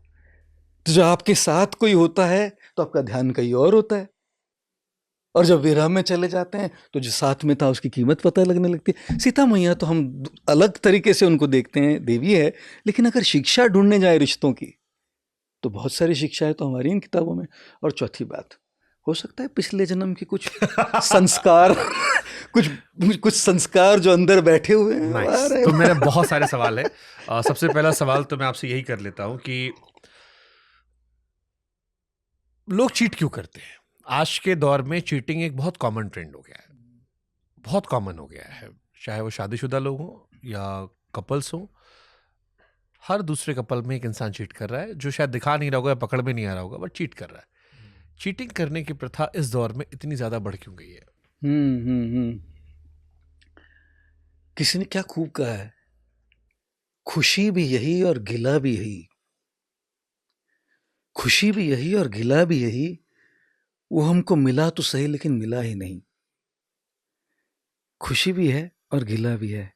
खुशी की है कि जो चाहते थे वो मिल गए, गिला है सच में मिले ही नहीं, पूरे नहीं मिले, मिले ही नहीं। दिल कहाँ मिले जी, जिस्म मिले हैं बस। जहाँ केवल जिस्म मिलते हैं, जहाँ चेहरे की रोशनी और चेहरे की खूबसूरती से लोग मर पड़ते हैं, जहाँ वन नाइट स्टैंड और हुकअप्स के फिजिकल रिलेशनशिप्स वाली केवल बातें करते हैं, वहाँ दिल मिले ही कहाँ है। जहाँ दिल मिलते हैं, जहाँ आत्माएं मिलती हैं, जहाँ रूह जुड़ती है, वहाँ चीटिंग गलती से होती है, इंटेंशनल नहीं होती। चीटिंग तो हम सब, किसी से भी गलती हो सकती है, हमसे भी हो सकती है। देखिए इंसान है हम सब, इंसान से गलती तो हो सकती है। इसलिए कहते हैं ना, भूल होना प्रकृति है, मान लेना संस्कृति है और सुधार लेना प्रगति है ना। भूल होना तो सब नेचुरल है, प्रकृति है, लेकिन मान लेना संस्कृति है। जिनकी रूह जुड़ी है ना, वो गलती मानते हैं, और सुधार लेना प्रगति है। तो जिनके पास जिस्म और चेहरे से जा रहे हैं, चेहरे की रोशनी से जा रहे हैं, जिस्म जुड़ रहे हैं बस एक दूसरे से, गलत है सही है नहीं कह रहा। जिस्मों का मिलन प्रेम के बाद होता है Shubhankar ji. Physical connection is a manifestation of internal connection. लेकिन जब इंटरनल कनेक्शन के बिना केवल फिजिकल कनेक्शन में आप जाओ, तो आप वो फिजिकल कनेक्शन में तो बोरियत आएगी ना साहब। एक इंसान के साथ आप कब तक रहेंगे? अगर आपकी रूह नहीं जुड़ी है, आपके सोल कनेक्ट नहीं हुआ है, आपके अंदर से जुड़ नहीं पाए हैं आप, तो एक समय तो बोरियत आनी ही है। उसी इंसान के साथ कब तक रहोगे? उसी इंसान के साथ कब तक फिजिकल कनेक्शन बनाओ? उसी इंसान के इडियोसिंक्रेसीज को कब तक टॉलरेट करोगे आप? लेकिन ये सब चीजें तब छोटी होने लगती है जब सोल कनेक्ट होता है। और तब जाके, ऐसा नहीं कह रहा कि सोल कनेक्ट जिनका उनका चीटिंग नहीं हुआ, होता है ना। जीसस क्राइस्ट ने एक बात बहुत अच्छी कही है, मुझे बहुत भाती है ये बात। ये सारे आज के समाज को डिफाइन करती है। The spirit is strong but the flash is weak. अंदर से कमजोर, अंदर से स्ट्रांग है जी। जिनकी रूह जुड़ी है ना, वो भी अंदर से कनेक्शन स्ट्रांग, लेकिन ये जालिम शरीर, द फ्लैश इज वीक। क्या गहरी बात है ना। तो इसलिए जब कभी ऐसा हो जाता है, तो हमने देखा है, हमारे कम्युनिटी में भी देखा है, ऐसी गलतियां होती, बड़ी बड़ी गलतियां होती हुई देखी है। लेकिन क्योंकि इतना सोल कनेक्ट था ना, कम से कम उस पर काम करने की एक इच्छा थी कि हम जुड़े हुए हैं, लेट्स ट्राई।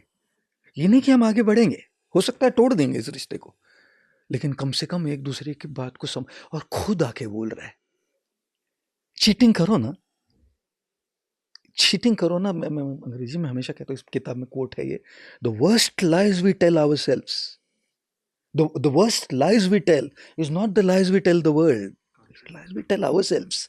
सबसे बड़ा झूठ हम दुनिया को बोला हुआ झूठ नहीं है सर, हम खुद को जो झूठ बोलते हैं ना, वो सबसे बड़ा झूठ है। नजरों का पानी मर जाएगा, नजरों का पानी मर जाएगा। तो खुद से कितना झूठ बोलते रहोगे, कितना घूमते रहोगे?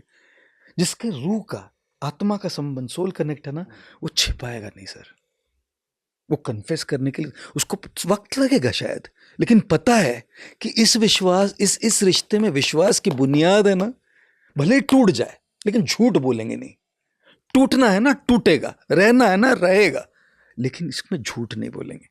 तो ये चीटिंग वाली बात जो बोल रहे हैं ना, एक तो यही बात है कि कनेक्शन बस जिस्मों का संबंध हो गया है, बस यहाँ जिस्म जिस्म जिस्म जिस्म चल रहा है ना पूरा, तो उसमें तो बोरियत आनी है, उसमें तो मोनोटनी आनी है, उसमें तो पकाएगा वो, एक दिन पे पक जाएंगे हम उसी से। दूसरा, कभी कभी हमको ये भी लगता है कि चीटिंग को ना थोड़ा यूलोजाइज किया जा रहा है आज, बहुत ज्यादा उसको ठीक ठाक किया जा रहा है। इट्स ऑल राइट, नॉर्मलाइज हो रहा है, it's all right, physical cheating, my life my rules bro, my life my rules, do you understand that, do you get it, it's my bloody life. आ गया ना ब्लडी, अभी यहाँ पे bloody आता है, तभी एम्फेसिस आता है उस पर, it's my bloody life, you don't have to tell me how to live my life. तो क्या ये गलत है, क्या ये सही है, इसमें नहीं पढ़ रहे हम। मैं कौन गलत क्या गलत की बात ही नहीं कर रहा, बस एक बात पक्की है कि जब हम बस यही सोचते कि ये सब ठीक ठाक है, तब फिर वो नॉर्मलाइज होकर एक समाज का, संस्कृति का हिस्सा बन जाता है ना। तो आज के दौर में ये नहीं कह रहा चीटिंग होगा नहीं होगा, करना है नहीं करना है, कुछ नहीं कह रहा, बस ये कह रहा हूं कि थोड़ा कनेक्शन के लिए इससे ऊपर उठकर, इससे भीतर जाकर जब कनेक्शन होगा ना, ये भी नहीं कह रहा कि चीटिंग नहीं, दौर बहुत बदल गया शुभंकर जी, प्रलोभन और टेम्पटेशंस जगह जगह पर है जो पहले नहीं थे। तो ये कहना कि इसके साथ कुछ होगा ही नहीं, जाती होगी, बहुत बड़ी जाती होगी। कुछ लोग होंगे शायद जो जिंदगी भर बहुत लॉयल रहेंगे, बाय एंड लार्ज ये कॉमन हो गया है आजकल, क्योंकि प्रलोभन इतने हैं, इतने सारे प्रलोभन अवेलेबल है सबको। ऐसी परिस्थिति में एक जरूर कहूँगा सारे दर्शकों से, चाहे आपको विवाह करना है नहीं करना है, चाहे आपको किसी के साथ ज़िंदगी भर रहना है नहीं रहना है, कंपेनियनशिप बहुत ज़रूरी होती है ज़िंदगी में।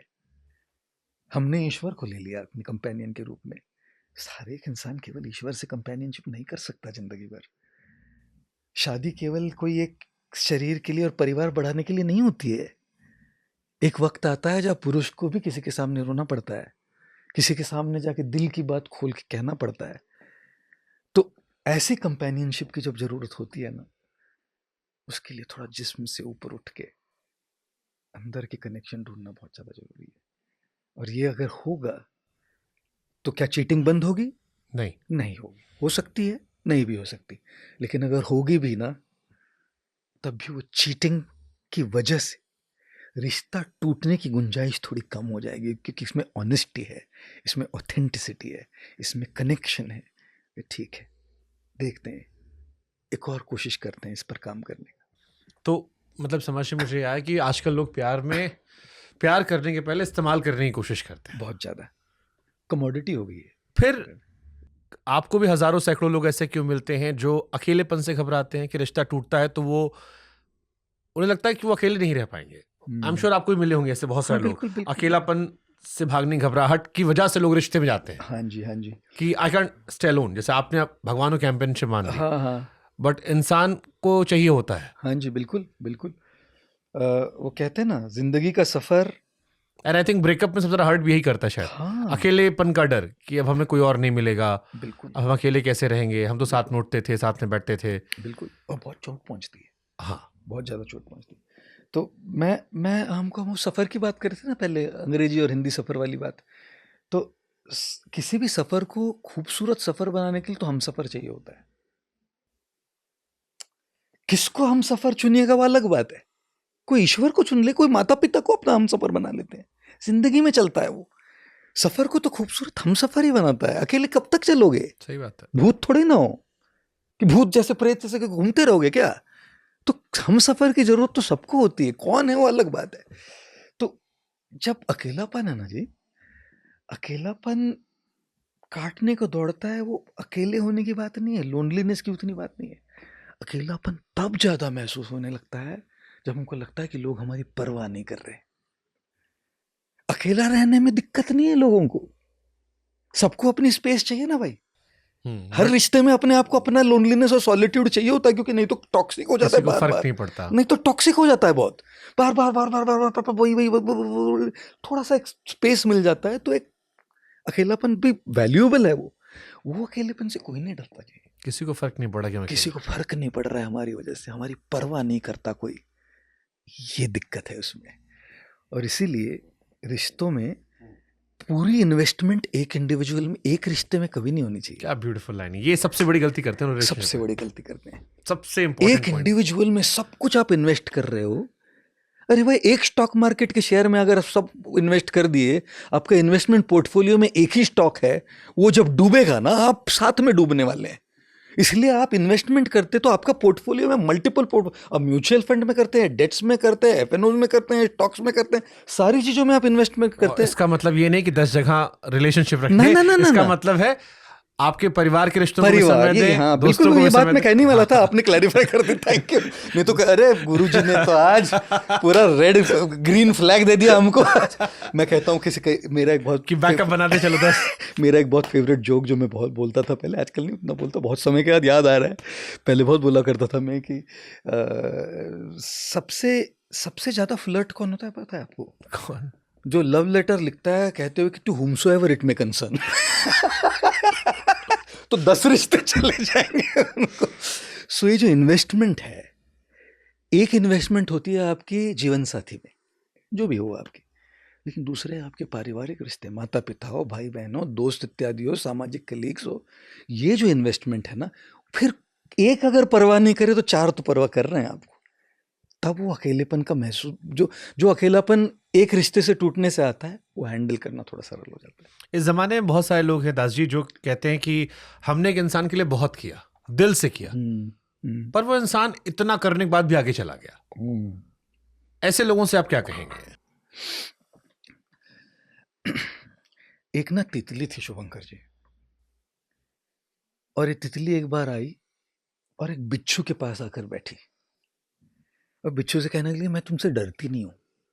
बिच्छू ने कभी किसी से सुना ही नहीं था कि कोई मुझसे डरता नहीं है। तो बिच्छू, उसने सोचा कि पहली बार तो कोई कह रहा है, थोड़ा इसके साथ चला जाता हूँ। तो तितली आगे आगे उड़ रही है, उसके पीछे पीछे बिच्छू अपनी दुम दबाकर चल रहा था। बिच्छू जब जा रहा था तितली के पीछे, तो तितली ने भी देखा कि अरे यार ये मेरे साथ आ रहा है।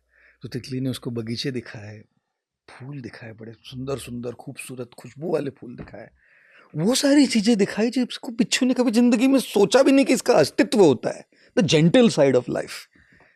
और फिर एक दिन तितली बैठी बिच्छू के पास एक रात, और तितली ने कहा चलो ना, उड़ के चलो मेरे साथ, हर रिश्ता ऐसे होता है, चलो साथ में उड़ते हैं, let's fly together, will have high flying life, चलो चलते हैं, साथ में बना है, हमारा प्रारब्ध है साथ में जाना।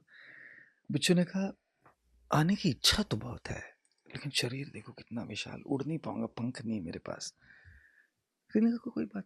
सो गई तितली वहीं पर रात में, और अचानक से बिच्छू की पूंछ में कुछ एक रिफ्लेक्स एक्शन होने लगा, और जाके उसने उसको डस लिया तितली को। सवेरे जब तितली उठी, तो सवेरे नहीं, तुरंत उठी ना जब दर्द हुआ, तो कहने लगी तुमने तो कहा था तुम मुझे काटोगे नहीं। बिच्छू ने कहा मैं चाहता नहीं था, कसम खाता हूं खुदा की, चाहता नहीं था। बड़ा दर्द अपनी तितलियों में अपने पंखों में लेकर तितली उड़ गई। देखिए, जब कोई इंसान इस प्रकार का व्यवहार करता है, चीट करता है, इस प्रकार से चोट पहुंचाता है, कई बार वो खुद अपनी लड़ाइयां लड़ रहा है, आदतों की लड़ाइयां, कंडीशनिंग की लड़ाइयां, अपने आप को जिस प्रकार से वायर्ड है उसकी लड़ाइयां, उसको स्ट्रगल करके किसी न किसी तरह से कोशिश कर रहा है कि सामने वाले को के साथ अच्छा रहा जाए। और जब तक वो चलता है ठीक है, लेकिन अगर किसी बिच्छू की वजह से, उनकी आदतों की वजह से अगर हमारे पंख कटने लगे, तब तो फिर इस इंसान को तितली को उड़ के जाना ही पड़ता है, और जो पीछे रह जाता है उसको पूछना पड़ता है कि आगे बढ़ गई उसकी स्वार्थ की वजह से या मेरी वजह से। ये जो हार्ड वर्क है ना शुभंकर जी, करते नहीं है लोग। ब्लेम गेम खेलना बड़ा सरल होता है, दूसरों पर आरोप लगाना कि हमारा रिश्ता था टूट गया, मूव ऑन कर गए, हम तो वहीं पे रो रहे हैं। मूव ऑन कर गए, ठीक है, क्यों मूव ऑन कर गए? हो सकता है उनकी गलती है, तो ठीक है, वो तो उनकी गलती तो पॉइंट आउट करनी चाहिए। लोग ना कभी खुद की गलती नहीं देखते। और इसीलिए जो मोमेंट्स होते हैं ना थोड़े रिफ्लेक्शन के, उसमें खुद को थोड़ा आईना तो दिखाना व्हाट पड़ इज रहा है। Most important then love for a happy relationship, happy marriage? अपने अनुभवों से सबसे इम्पोर्टेंट चीज क्या है रिश्ते के लिए? जी, देखिए 2-3 चीज़ें हमको लगती है कि रिश्ते के लिए बहुत ज़्यादा ज़रूरी है। एक अच्छे रिश्ते में ग्रीन फ्लैग और रेड फ्लैग क्या है कि किसी के साथ रहने में ना आपको खुश रहने के लिए बहुत ज़्यादा मेहनत नहीं करनी पड़े। If you have to struggle hard every day to be happy with someone, red flag है साहब।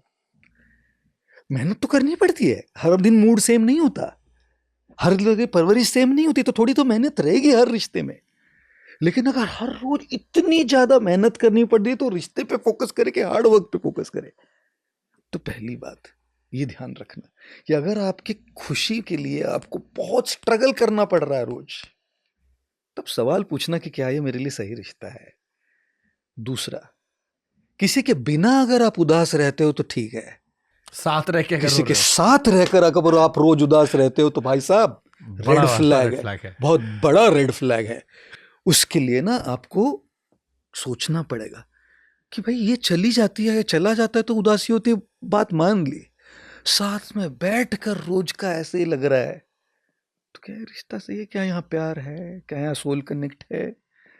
और तीसरी बात, 3 चीजें कभी किसी से नहीं मांगनी चाहिए: समय, प्यार, रिस्पेक्ट, सम्मान। 3 चीजें किसी से नहीं मांगनी चाहिए: समय, वक्त, प्यार और सम्मान। ये तो वही लोग आपको बिना मांगे देते जो आपकी कद्र करते हैं। लेकिन सर प्यार में लोग सरेंडर हो जाते हैं और अच्छा भी लगता है कई बार कि आप कंप्लीट सरेंडर कर दें, लेकिन कहाँ पर कंप्लीट सरेंडर हीलिंग है और कहाँ पर कंप्लीट सरेंडर सेल्फ डिस्ट्रक्शन है? बिल्कुल। इसीलिए देखिए ना, हमने सरेंडर का मतलब ही गलत कर दिया। तितली वाली कहानी से मेरे को फिर याद आया ये। हाँ जी, सरेंडर का मतलब ही गलत समझे हम लोग। सरेंडर का मतलब हमारे अस्तित्व को खोना थोड़ी ना होता है। अभी हम थोड़ा अध्यात्म की ओर मिलते हैं। गीत ये रिलेशनशिप पे आने से पहले, अर्जुन ने कृष्ण के प्रति शरणागति की। कुरुक्षेत्र की रणभूमि पर गीता में अर्जुन की शरणागति है: नष्टो मोहो स्मृतिर्लब्ध्वा त्वत्प्रसादात् मयाच्युत करिष्ये वचनम तव। आपने जो जो बताया है मेरा मोह नष्ट हो गया, सब कुछ, अभी जो आप कहेंगे मैं वो करूंगा। रिश्ता तो यही होता है ना। अभी सरेंडर का मतलब जो ये चाहे वो उसके लिए जीना, उसके लिए करना, अपने आप को पूरी तरह से भूल जाना। मैं चंदन तुम पानी, है ना, मैं चंदन तुम पानी, इस प्रकार से घिसेंगे हम आपके लिए कि एक हो जाएंगे, बस तुम्हारे लिए, तुम्हारी खुशी के लिए जिएंगे। बहुत अच्छी बात है। प्यार का तो मतलब यही होता है कि दूसरों की खुशी, जिससे प्यार करते उसकी खुशी लेके लिए जीना। लेकिन सरेंडर का मतलब ये नहीं कि हम अपने अस्तित्व को भूल जाए। देखिए, जब कृष्ण के प्रति अर्जुन ने शरणागति ली तो अर्जुन का अस्तित्व खत्म नहीं हुआ। अर्जुन तभी भी अपना अस्तित्व बनाए रखे थे। और इसीलिए सरेंडर में एक बात समझनी जरूरी है कि सरेंडर क्या होता है: दूसरों की खुशी, दूसरों की इच्छाएं, दूसरों के दुख हमारे लिए मायने रखने लगते हैं। इसका मतलब ये नहीं कि हम अपनी खुशी, अपने दुख, अपने लाइक्स डिसलाइक्स सब भूल जाए। ये सबसे बड़ी गलती हो रही है। आप कभी बिस्कुट खाए हैं चाय में डुबो के? चाय में डुबो के जो बिस्कुट खाते ना साहब, उसका जो नीचे सेडिमेंट्स बचता है, आपने कोई खाया है वो? जो पहले खाने के बाद ऊपर डुबो के वो बीच में नीचे होकर पूरा, वो नीचे क्या कहते हैं हिंदी में? सेडिमेंट्स तो कहते हैं उसको हम लोग, मेरे के पता नहीं क्या कहते हैं, वर्ड क्या है। तो उसको चाय वाय खत्म होने के बाद वो चम्मच से स्कूप करके जो, भाई साहब मैं ना न्यूयॉर्क गया हुआ था हमारे आश्रम में, और एक बिस्किट का ब्रांड नहीं कहता, वो जो सबका पसंदीदा, इतना बचपन से खाते आए हम उस बिस्कुट को, और मैंने सालों से बिस्किट नहीं खाए। हाँ, आश्रम में कहाँ से बिस्कुट खाएंगे हम? तो उधर वो न्यूयॉर्क वाले आश्रम में, तो न्यूयॉर्क के लिए फैंसी था वो, उनके आश्रम में बड़े बड़े पैकेट रखे हुए थे उनके बिस्कुट के। तो हमने बड़ा मसाला वाला दूध बनाया उसमें डुबो के खाए, और सालों के बाद जो नीचे वाला जो था ना, वो खाने का एक अलग अनूठा जो अनुभव रस है, बस एक रस है वो, बिल्कुल। तो देखिए, बिस्कुट की गलती क्या है जानते हैं आप? खुद को किसी में इतना मशगूल कर देता है कि खुद का अस्तित्व ही खो देता है। और प्यार में लोग बिस्कुट बन जाते हैं शुभंकर जी, इतना डूब जाते हैं कि खुद को भूल जाते हैं। दूसरों की खुशी के लिए खुद की खुशी को मार देना सबसे बड़ी खुदकुशी है। दूसरों की खुशी के लिए खुद की खुशी को मार देना सबसे बड़ी खुदकुशी है। खुदकुशी करने के लिए कोई रस्सी लाने की जरूरत नहीं। रोज तो मर ही रहे हैं आप, रोज तो मर ही रहे हैं, रोज तो मार ही रहे हैं अपनी इच्छाओं को, रोज तो मार ही रहे हैं अपनी इंडिविजुअलिटी प्यार की को। परिभाषा क्या रहेगी? ये लोग कहते हैं कि प्यार में खुद को भूल जाना चाहिए, बिल्कुल, जहां पर मैं से हाँ। पहले हम आ गया या आप आ गए। बिल्कुल नहीं, मैं सहमत हूँ, पूरा सहमत हूँ उससे। हमारे बड़ा चैतन्य महाप्रभु के जीवन के बारे में बड़ा ग्रंथ लिखा हुआ है जिसको चैतन्य चरितामृत कहते हैं। कृष्णदास कविराज गोस्वामी नाम के बड़े संत ने इस गीता बोले, उसमें ना प्रेम की, ये भगवान के लिए, लेकिन श्लोक बड़ा अच्छा है, बंगाली श्लोक है। प्रगाढ़ प्रेमेरयी स्वभाव विचार। प्रगाढ़ प्रेम का स्वभाव क्या है?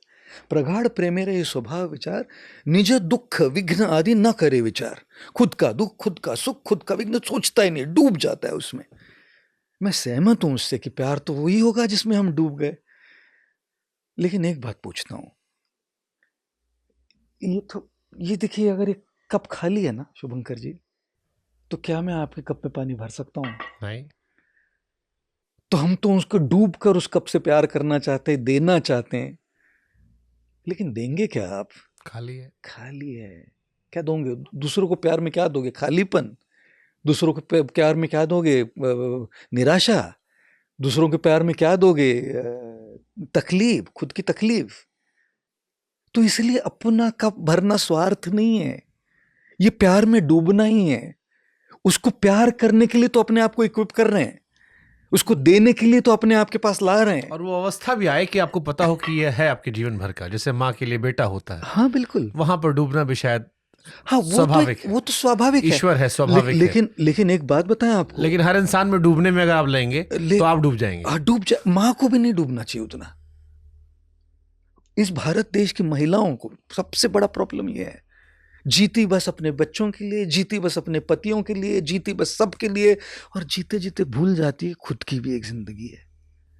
भाई साहब, वो भी इंसान है, True. उसकी भी चीजें हैं, उसकी भी इच्छाएं हैं, उसके भी सपने हैं, उसको भी कुछ करना है, उसको भी कुछ अच्छा नहीं लगता, उसको भी कुछ अच्छा लगता है। आप बताइए, आप बस सवाल पूछ रहा हूँ आपसे, आपकी माँ का फेवरेट कलर क्या है अगर पूछेंगे तो हम में से कई लोगों को पता नहीं होता, कभी बताती ही नहीं है। हाँ। आपकी माँ को खाने में क्या अच्छा लगता है बताएगी नहीं, क्योंकि कोई अच्छा भी लगता हो तो बेटे के लिए देने में कम पड़ जाए तो नहीं खाती है वो। और यही करते करते जीती है, और इसको तो सराहना करनी चाहिए, इसको दंडवत प्रणाम करते हैं हम इस समर्पण को। लेकिन साथ ही साथ ये भी कहते हैं कि भगवान ने, ईश्वर ने हर इंसान को जीवन दिया है, एक सफ़र दिया है, और इस सफ़र को अच्छी तरह से जीना भी बहुत ज़्यादा ज़रूरी है। तो इसलिए बिस्कुट बनना नहीं चाहिए, अपने कप को भी भर लेना चाहिए। इसलिए नहीं कि हमको अपना कप भरना है, इसलिए कि दूसरों के कप में देना है, पोर करना है। मान लीजिए किसी का प्रेम अंत हो गया हो, तो प्रेम का अंत होना सेपरेशन होता है, दुख होता है, या फिर एक नए सिरे से कॉन्शियसनेस की शुरुआत होती है, एक नए इंसान का अर्थ होता है? क्या हर बार आदमी दिल दुखाने आता है, या कई बार आपको एक मार्ग की दिशा दिखाने आता है? जब जीवन में कुछ होता है ना, जैसे हम कहते हैं कई बार, it's not so much about what happens to us, it's about what we do with what happens to us. हमारे साथ क्या हुआ वो इतना मायने नहीं रखता, जितना मायने रखता है कि हम जो हुआ है उसके साथ हम क्या करने वाले हैं। जब किसी के प्रेम का अंत होता है तो सबसे पहले तो मिलती है शिक्षा कि क्या हुआ, और उस रिफ्लेक्शन में ऑनेस्ट होना चाहिए। दूसरों पर केवल आरोप लिखकर नहीं चलता, हमारी ओर से भी तो कुछ गलतियां हुई होंगी। 100%। एक हाथ से तो ताली नहीं बजती ना साहब। तो दूसरों के हाथ को गाली देना आसान है, लेकिन खुद के हाथ पे तो जिम्मेदारी लेना बहुत जरूरी है, और वही लोग नहीं करते। इसलिए जब दूसरे रिश्ते में जाते हैं वही गलतियां दोबारा दोहराते हैं, वही टॉक्सिसिटी वापस लेकर जाते हैं। हाँ, एक ही तरह से इंसान हर रिश्ते में रहता है। एक ही तरह से तो रहता है, हर बार तो उसी चीज को लेकर तो जा रहा है वो। तो इसीलिए जब प्रेम का अंत होवे तो थोड़ा शांति से बैठकर थोड़ा पहले रिफ्लेक्ट होना चाहिए कि इसमें से मैंने क्या सीखा, कि मेरी टॉक्सिसिटी क्या है, मैंने कितनी ताली बजाई जो मैं अगर अगली बार जाऊं तो ताली नहीं बजाऊं मैं वापस दोबारा, मेरी ओर से कोई गड़बड़ नहीं हुए। दूसरी चीज, क्या ये प्रेम का अंत और ये हार्ट ब्रेक मुझे किसी और से भी, किसी और चीज से जोड़ने के लिए भी प्रवृत्त कर रहा है? हो सकता है मेरा काम हो जिस पे मुझे ज़्यादा समर्पण देना चाहिए, इस दौर में मेरे लिए ये ज़्यादा मायने रखता है। हो सकता है भगवान वो वाला दरवाज़ा खोल रहे हैं आपको ये दरवाज़ा बंद करके, ताकि आप इस दरवाजे से ऊपर चले जाओ अंदर। कुछ कुछ कुछ जख्मों को खुरेदा जा रहा है। See, but when you look back, you realize this. Yeah, कि absolutely. ईश्वर ने इसीलिए किया था, Absolutely, ये दरवाजा absolutely. खोलना था आपके लिए। ईश्वर ने किया हो ना किया हो, हमको तो उस दृष्टि से देखना चाहिए हाँ, कि वो अगर वो बंद हो गया, इसका मतलब कोई और दरवाजा खुल रहा है। वो रिश्ते का खुलना है जरूरी नहीं, रिश्ते का है तो उसको निभाइएगा। बट कई बार लेकिन- रास्ता एक कहीं से होकर ही गुजरता है। पर होकर गुजरता है, तो इसलिए ऐसी परिस्थिति में अपने ग्रोथ के लिए क्या है ये देखना। और तीसरी चीज, बहुत जरूरी चीज, तीसरी और चौथी, दो और बोलता हूँ। एक चीज, केवल कड़वाहट लेकर बैठने से नहीं चलता साहब। किसी के साथ कांत हुआ, उसकी कड़वाहट को अगर लेकर बैठेंगे कि वो ऐसी, वो वैसी, वो ऐसा, वो वैसा, तो हम वो तो भाई मुंह ऑन करके गुलछर्रे उड़ा रहे हैं वो, और हम अपने आप को पनिश कर रहे हैं यहाँ बैठकर। और इस दुनिया में बहुत सारे लोग ऐसे हैं दास जी, जो जिसके लिए रो रहे हैं उसको पता तक नहीं होगा, यही तो कह और रहे ये हैं बैठ के ना। अकेले मरे जा रहे हैं। ये तो कह रहे हैं, खुद को पनिश कर रहे हैं आप। हाँ, तो इसलिए बिटरनेस से ऊपर उठना बहुत जरूरी है। गलती नीम की नहीं है साहब कि वो इतना कड़वा है, गलती तो इस खुदगर्ज जीभ की है जिसको मीठा पसंद है?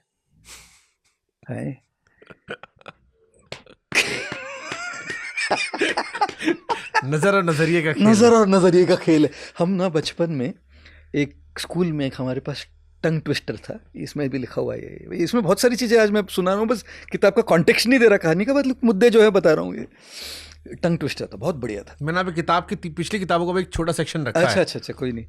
तो ये टंग ट्विस्टर आप ट्राई कीजिए हमारे पीछे, मजा आ जाएगा। पहले फास्ट बोलता हूँ, फिर धीमे से बताता हूँ। फास्ट मैंने बचपन में बहुत प्रैक्टिस की थी।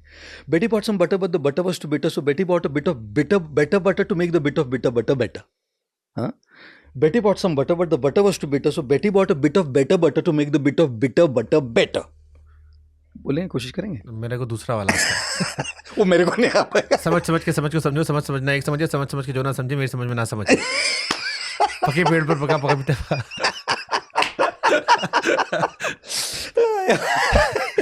समझ के समझ को समझो, समझना एक समझे, समझ के जो ना समझे मेरी समझ में ना समझे। हाँ बिल्कुल। अब ये तो मैं दोहरा नहीं पाऊंगा और आप मेरे वाला दोहरा नहीं पाएंगे, क्योंकि हमने बचपन में अपने वालों की प्रैक्टिस की हुई है। तो ये वाला जो बेटी बॉट सम बटर वाला है ना, बहुत बढ़िया है।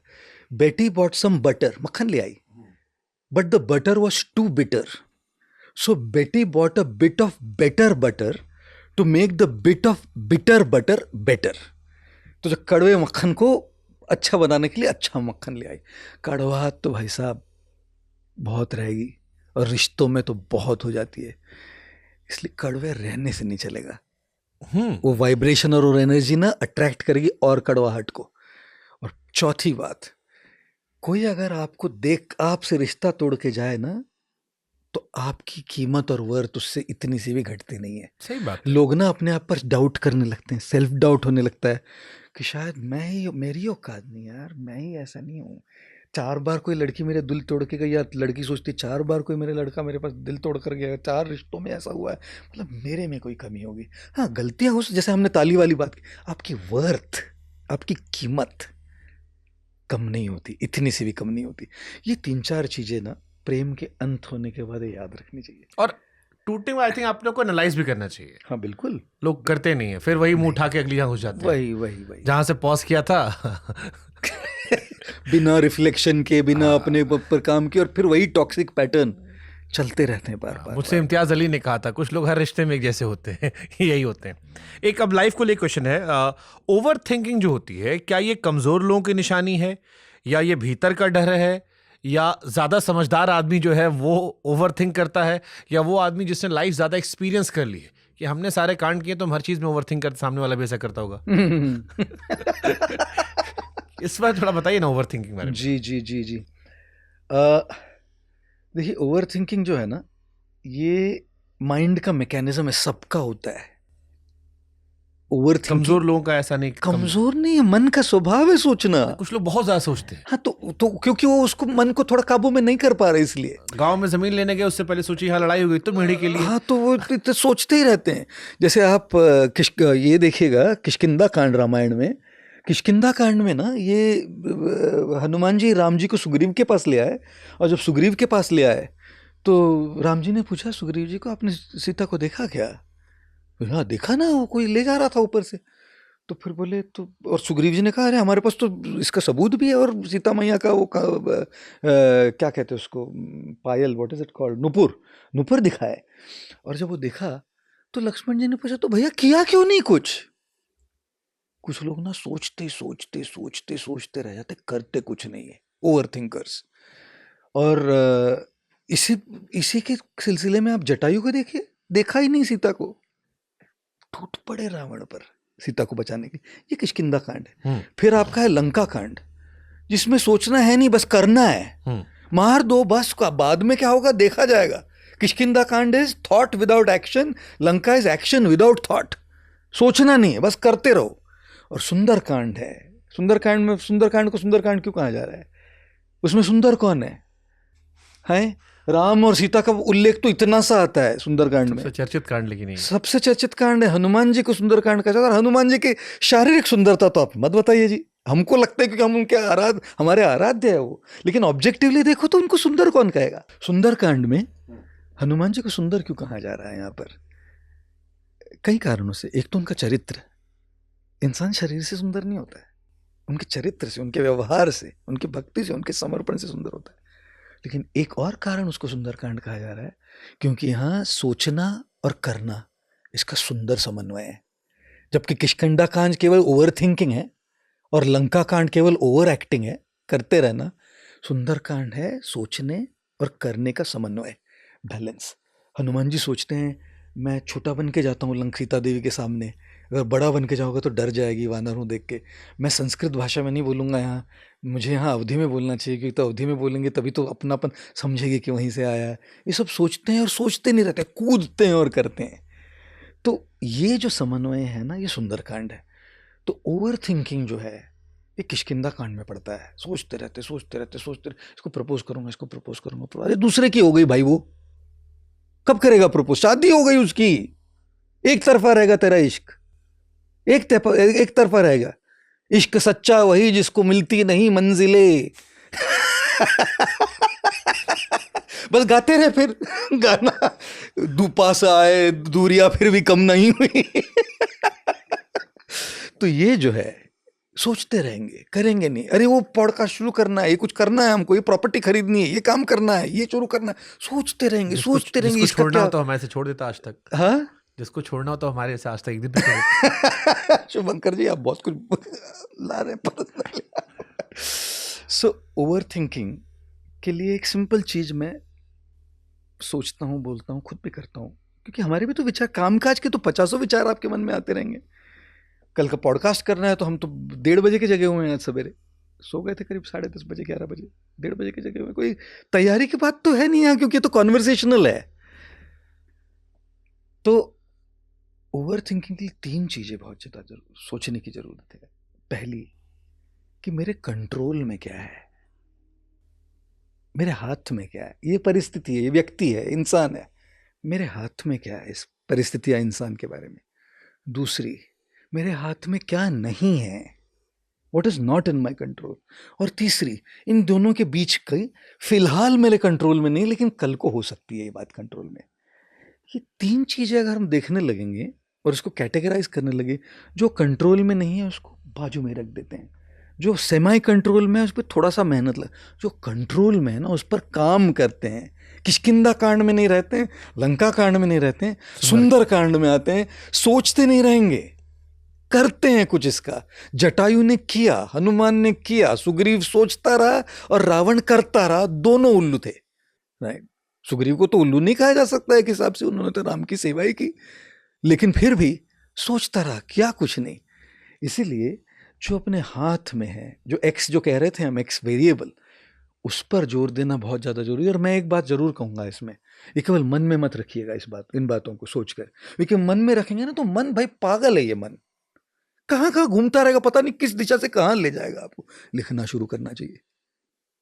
मेरे हाथ में क्या है, फिलहाल मेरे हाथ में क्या नहीं है, और हमेशा के लिए मेरे हाथ में क्या नहीं है।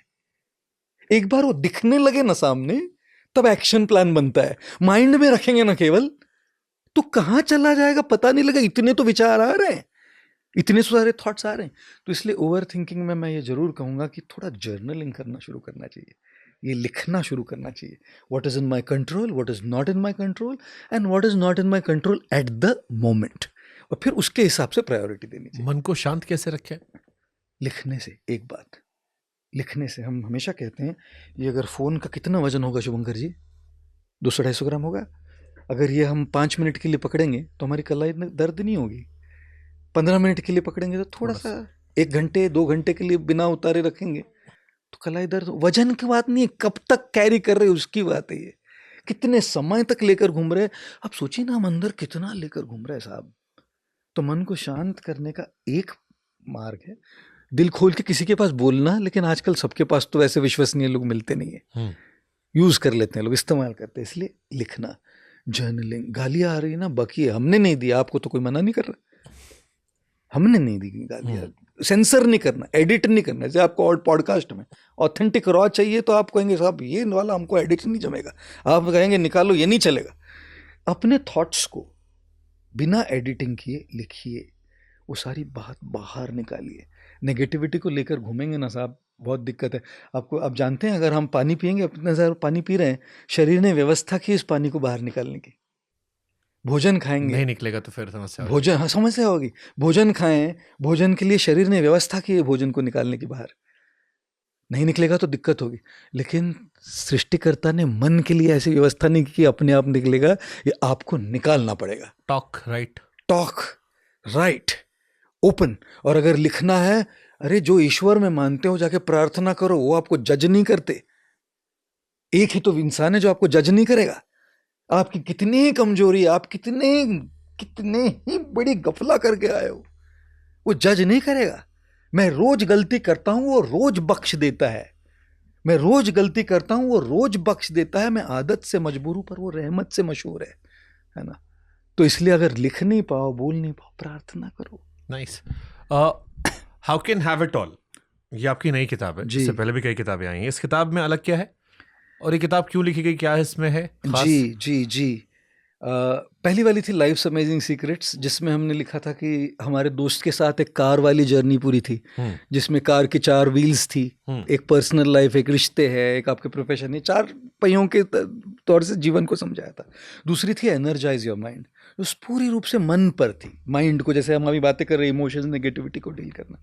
अभी you can have it all जो है ना, हम सबके मन में एक सवाल है ये, क्या मुझे जिंदगी में सब कुछ मिल सकता है? क्या मेरी माशूका मेरी हो सकती है? क्या वो जो ग्रोथ मैं चाहता हूं सोशल मीडिया पर, वो मेरा हो सकता है? क्या मैं अपने सपनों को पूरे करते करते अपनों को भी साथ में रख सकता हूं? क्या मैं अपने आप से एक सच्चा जीवन जी सकता हूं? क्या मैं सच में सब करते करते खुश रह सकता हूं? क्या मैं सारी प्रॉब्लम्स के बीच में मुझे सच में शांत हो सकता है, कि केवल साधुओं का काम है, मंक्स का काम है शांति? क्या मैं सच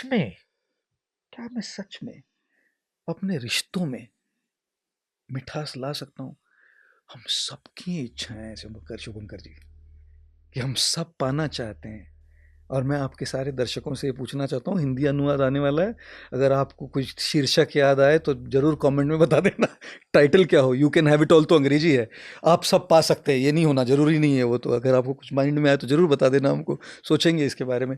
तो क्या हम सब पा सकते हैं या नहीं, ये सवाल मेरे जहन में बहुत समय से था। और शेर याद आ गया हमको। हाँ जी, बोलिए ना।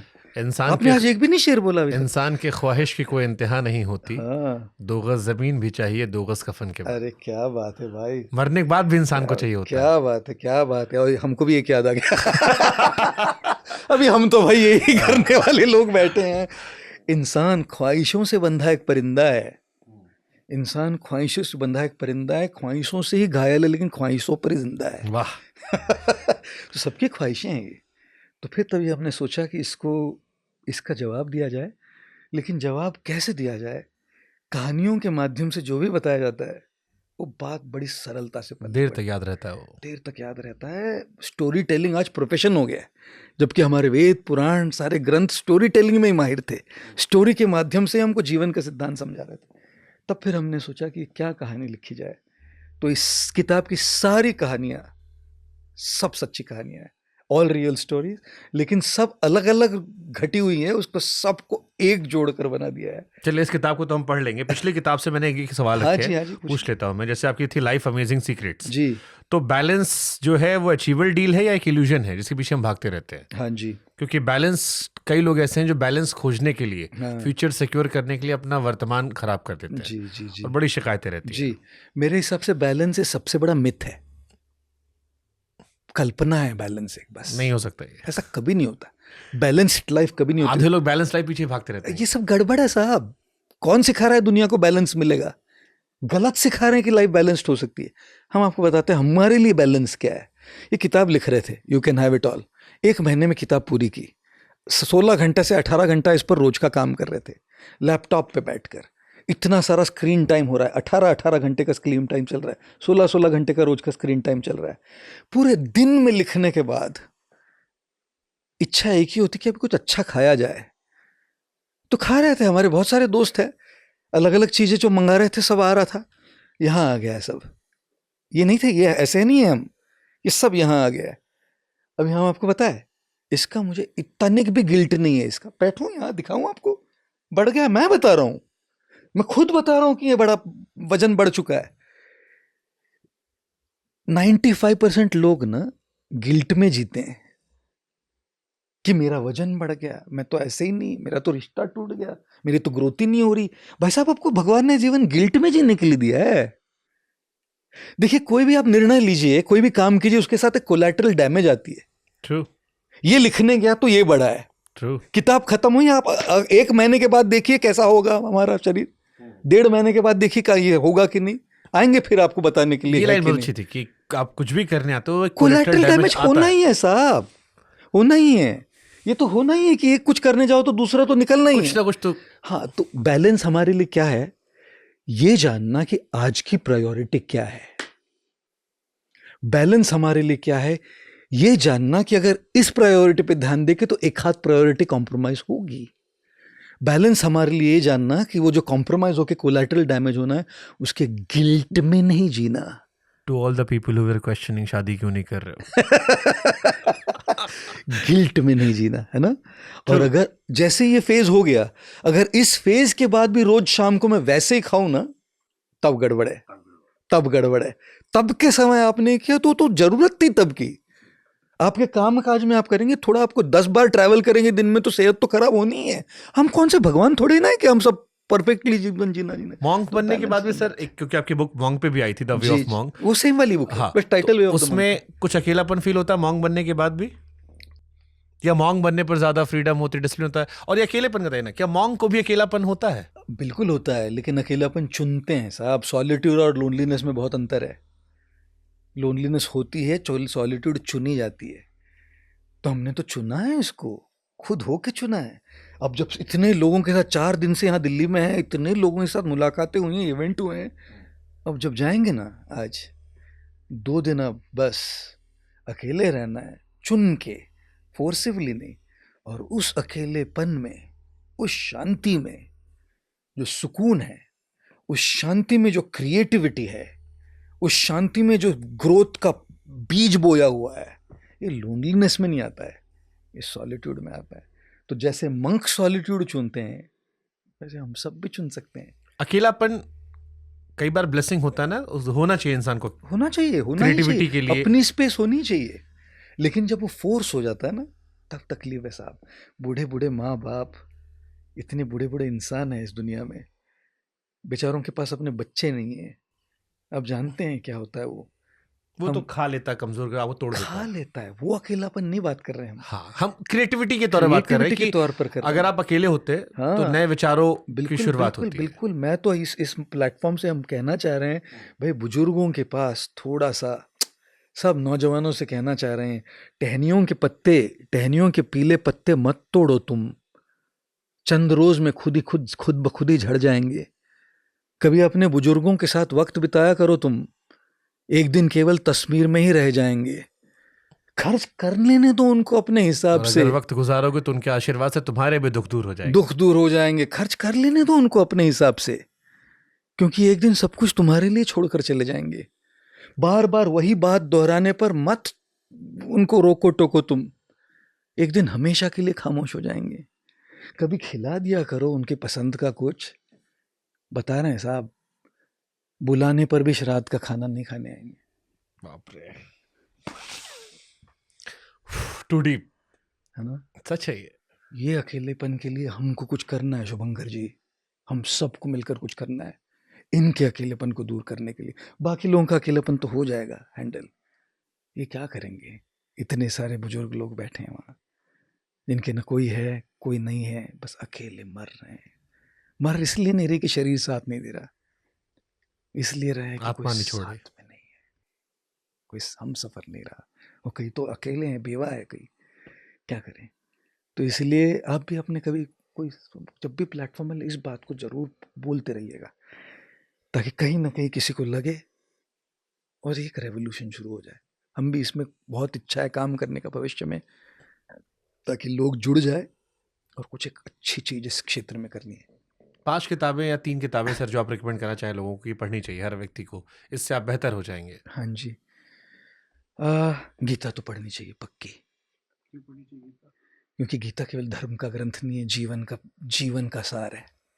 हमने उसको धार्मिक बना के रख दिया। धर्म तो अच्छा है, उसमें धर्म सीख ही लेंगे, लेकिन में जीवन का सार है। जीवन को किस तरह से जीना चाहिए। सांप सीढ़ी का गेम है साहब, कभी सीढ़ी आ गई, ऊपर चढ़ गए, एक सांप काट लिया ना, नीचे आ जाओगे। गीता सिखाएगी निष्काम कर्मयोग कैसे करना है, कैसे फिर भी हौसला नहीं हारना है, कैसे फिर भी कार्य करते रहना है। अर्जुन का बेटा अभिमन्यु मर गया, सांप काटा, सांप सीढ़ी के खेल में नीचे आया। जब युद्ध लड़ रहे थे तो सीढ़ी से ऊपर जा रहे थे, कई बार सांप काटे तो नीचे आ गए। अभिमन्यु मर गया, भीम का घटोत्कच मर गया, द्रौपदी के 5 बेटे मर गए।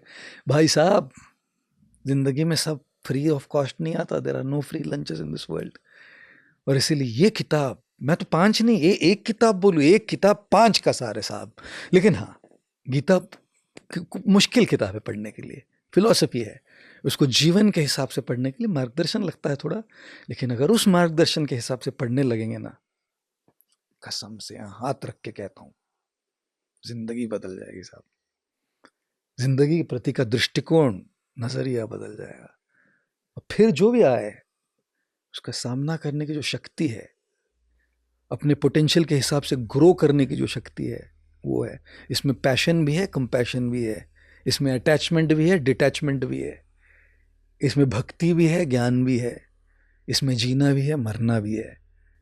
जीवन को अगर समराइज करना है तो कौन सी किताब इससे बेहतर होगी? भगवत गीता। एक आखिरी सवाल सर जी, उसके बाद मैं बुक को लेकर कुछ कहना चाहूँगा।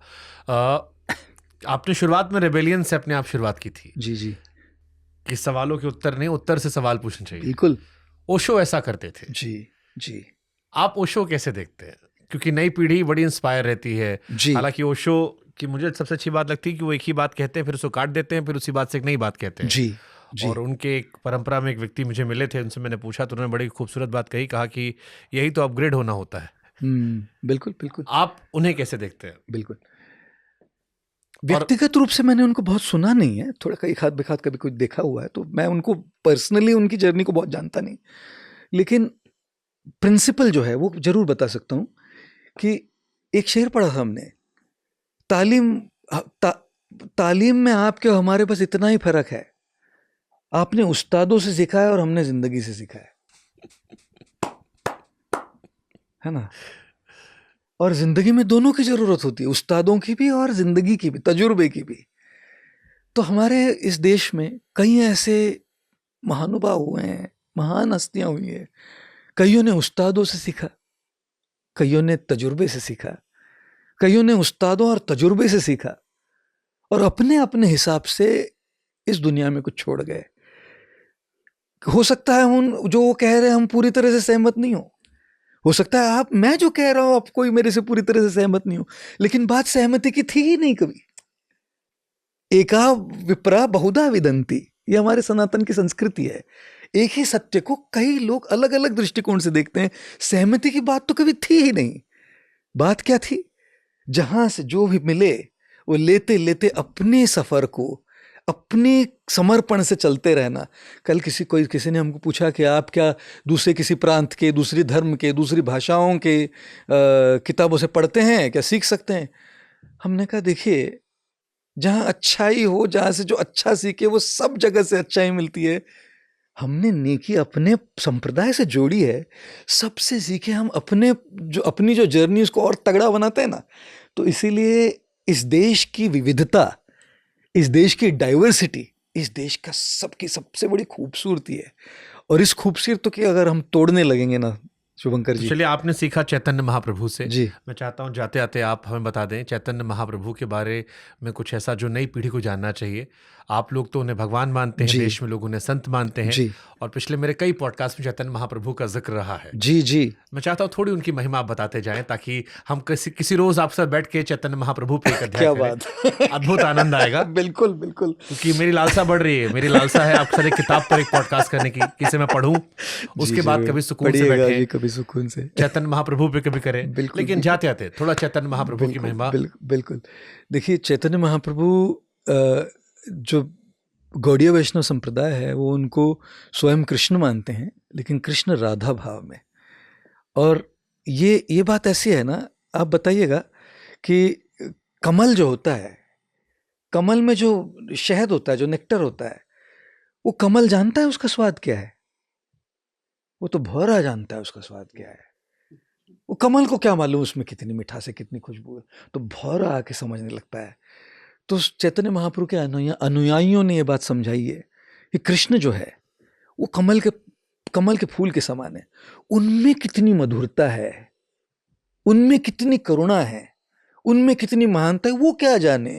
अरे भाई, कमल क्या जानेगा, वो तो भौरा जानेगा ना कितनी उसमें कितनी मिठास है और कितनी महानता है। तो भौरा कौन है? वो भौरा हमारे गौड़ीय संप्रदाय के लोग कहते हैं कि वो भौरा है भक्त। वो भक्त जानता है भगवान की करुणा क्या है, वो भक्त जानता है भगवान का प्यार क्या है।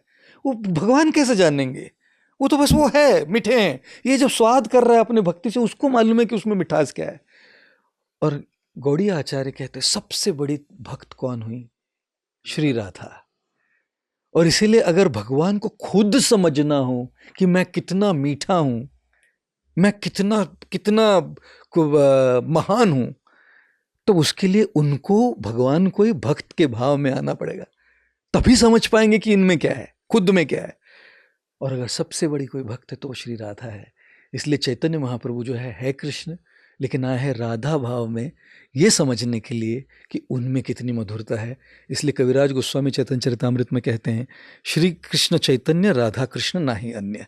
जो श्री कृष्ण चैतन्य है, राधा और कृष्ण का मिलकर जो अवतार है वो ये है। तो ये बस संक्षिप्त में बात। बहुत सुंदर, बहुत सुंदर, बहुत बहुत आनंद आया सर। और आपके साथ भी बातचीत करने में बहुत आनंद आया। और आपको तो मैंने पहले ही बता दिया, आप बहुत बढ़िया काम कर रहे हैं। आशा करेंगे कि आपसे और मुलाकातें होती रहे। जब भी आप मन बनाए पॉडकास्ट का, किताब लिखने का, किसी विषय पर बात करने का। इस बार तो जर्नलाइज हमने पॉडकास्ट किया, लेकिन अगली बार कोशिश है कि कुछ विषयों पर अब चर्चा की जाए जरूर, ताकि सार जो है वो जो रस है, जैसे आपने कहा ना कि कमल को क्या पता, तो आप में कितना रस है ये आपको क्या पता। ज्यादा रस नहीं जी, निरस है हम। ये सुनने वालों को आनंद आएगा। बहुत बहुत शुभकामनाएं सर। धन्यवाद। आपको भी बहुत बहुत बधाई और आपके पॉडकास्ट के लिए ढेर सारा प्यार, ढेर सारी शुभकामनाएं। और प्रार्थना करते हैं कि ईश्वर आप पर और आपकी पॉडकास्ट पर बहुत ऐसी करुणा बनाए रखे। बस बहुत दिन दुगनी और रात सौगुनी तरक्की हो। श्री राधे। श्री राधे।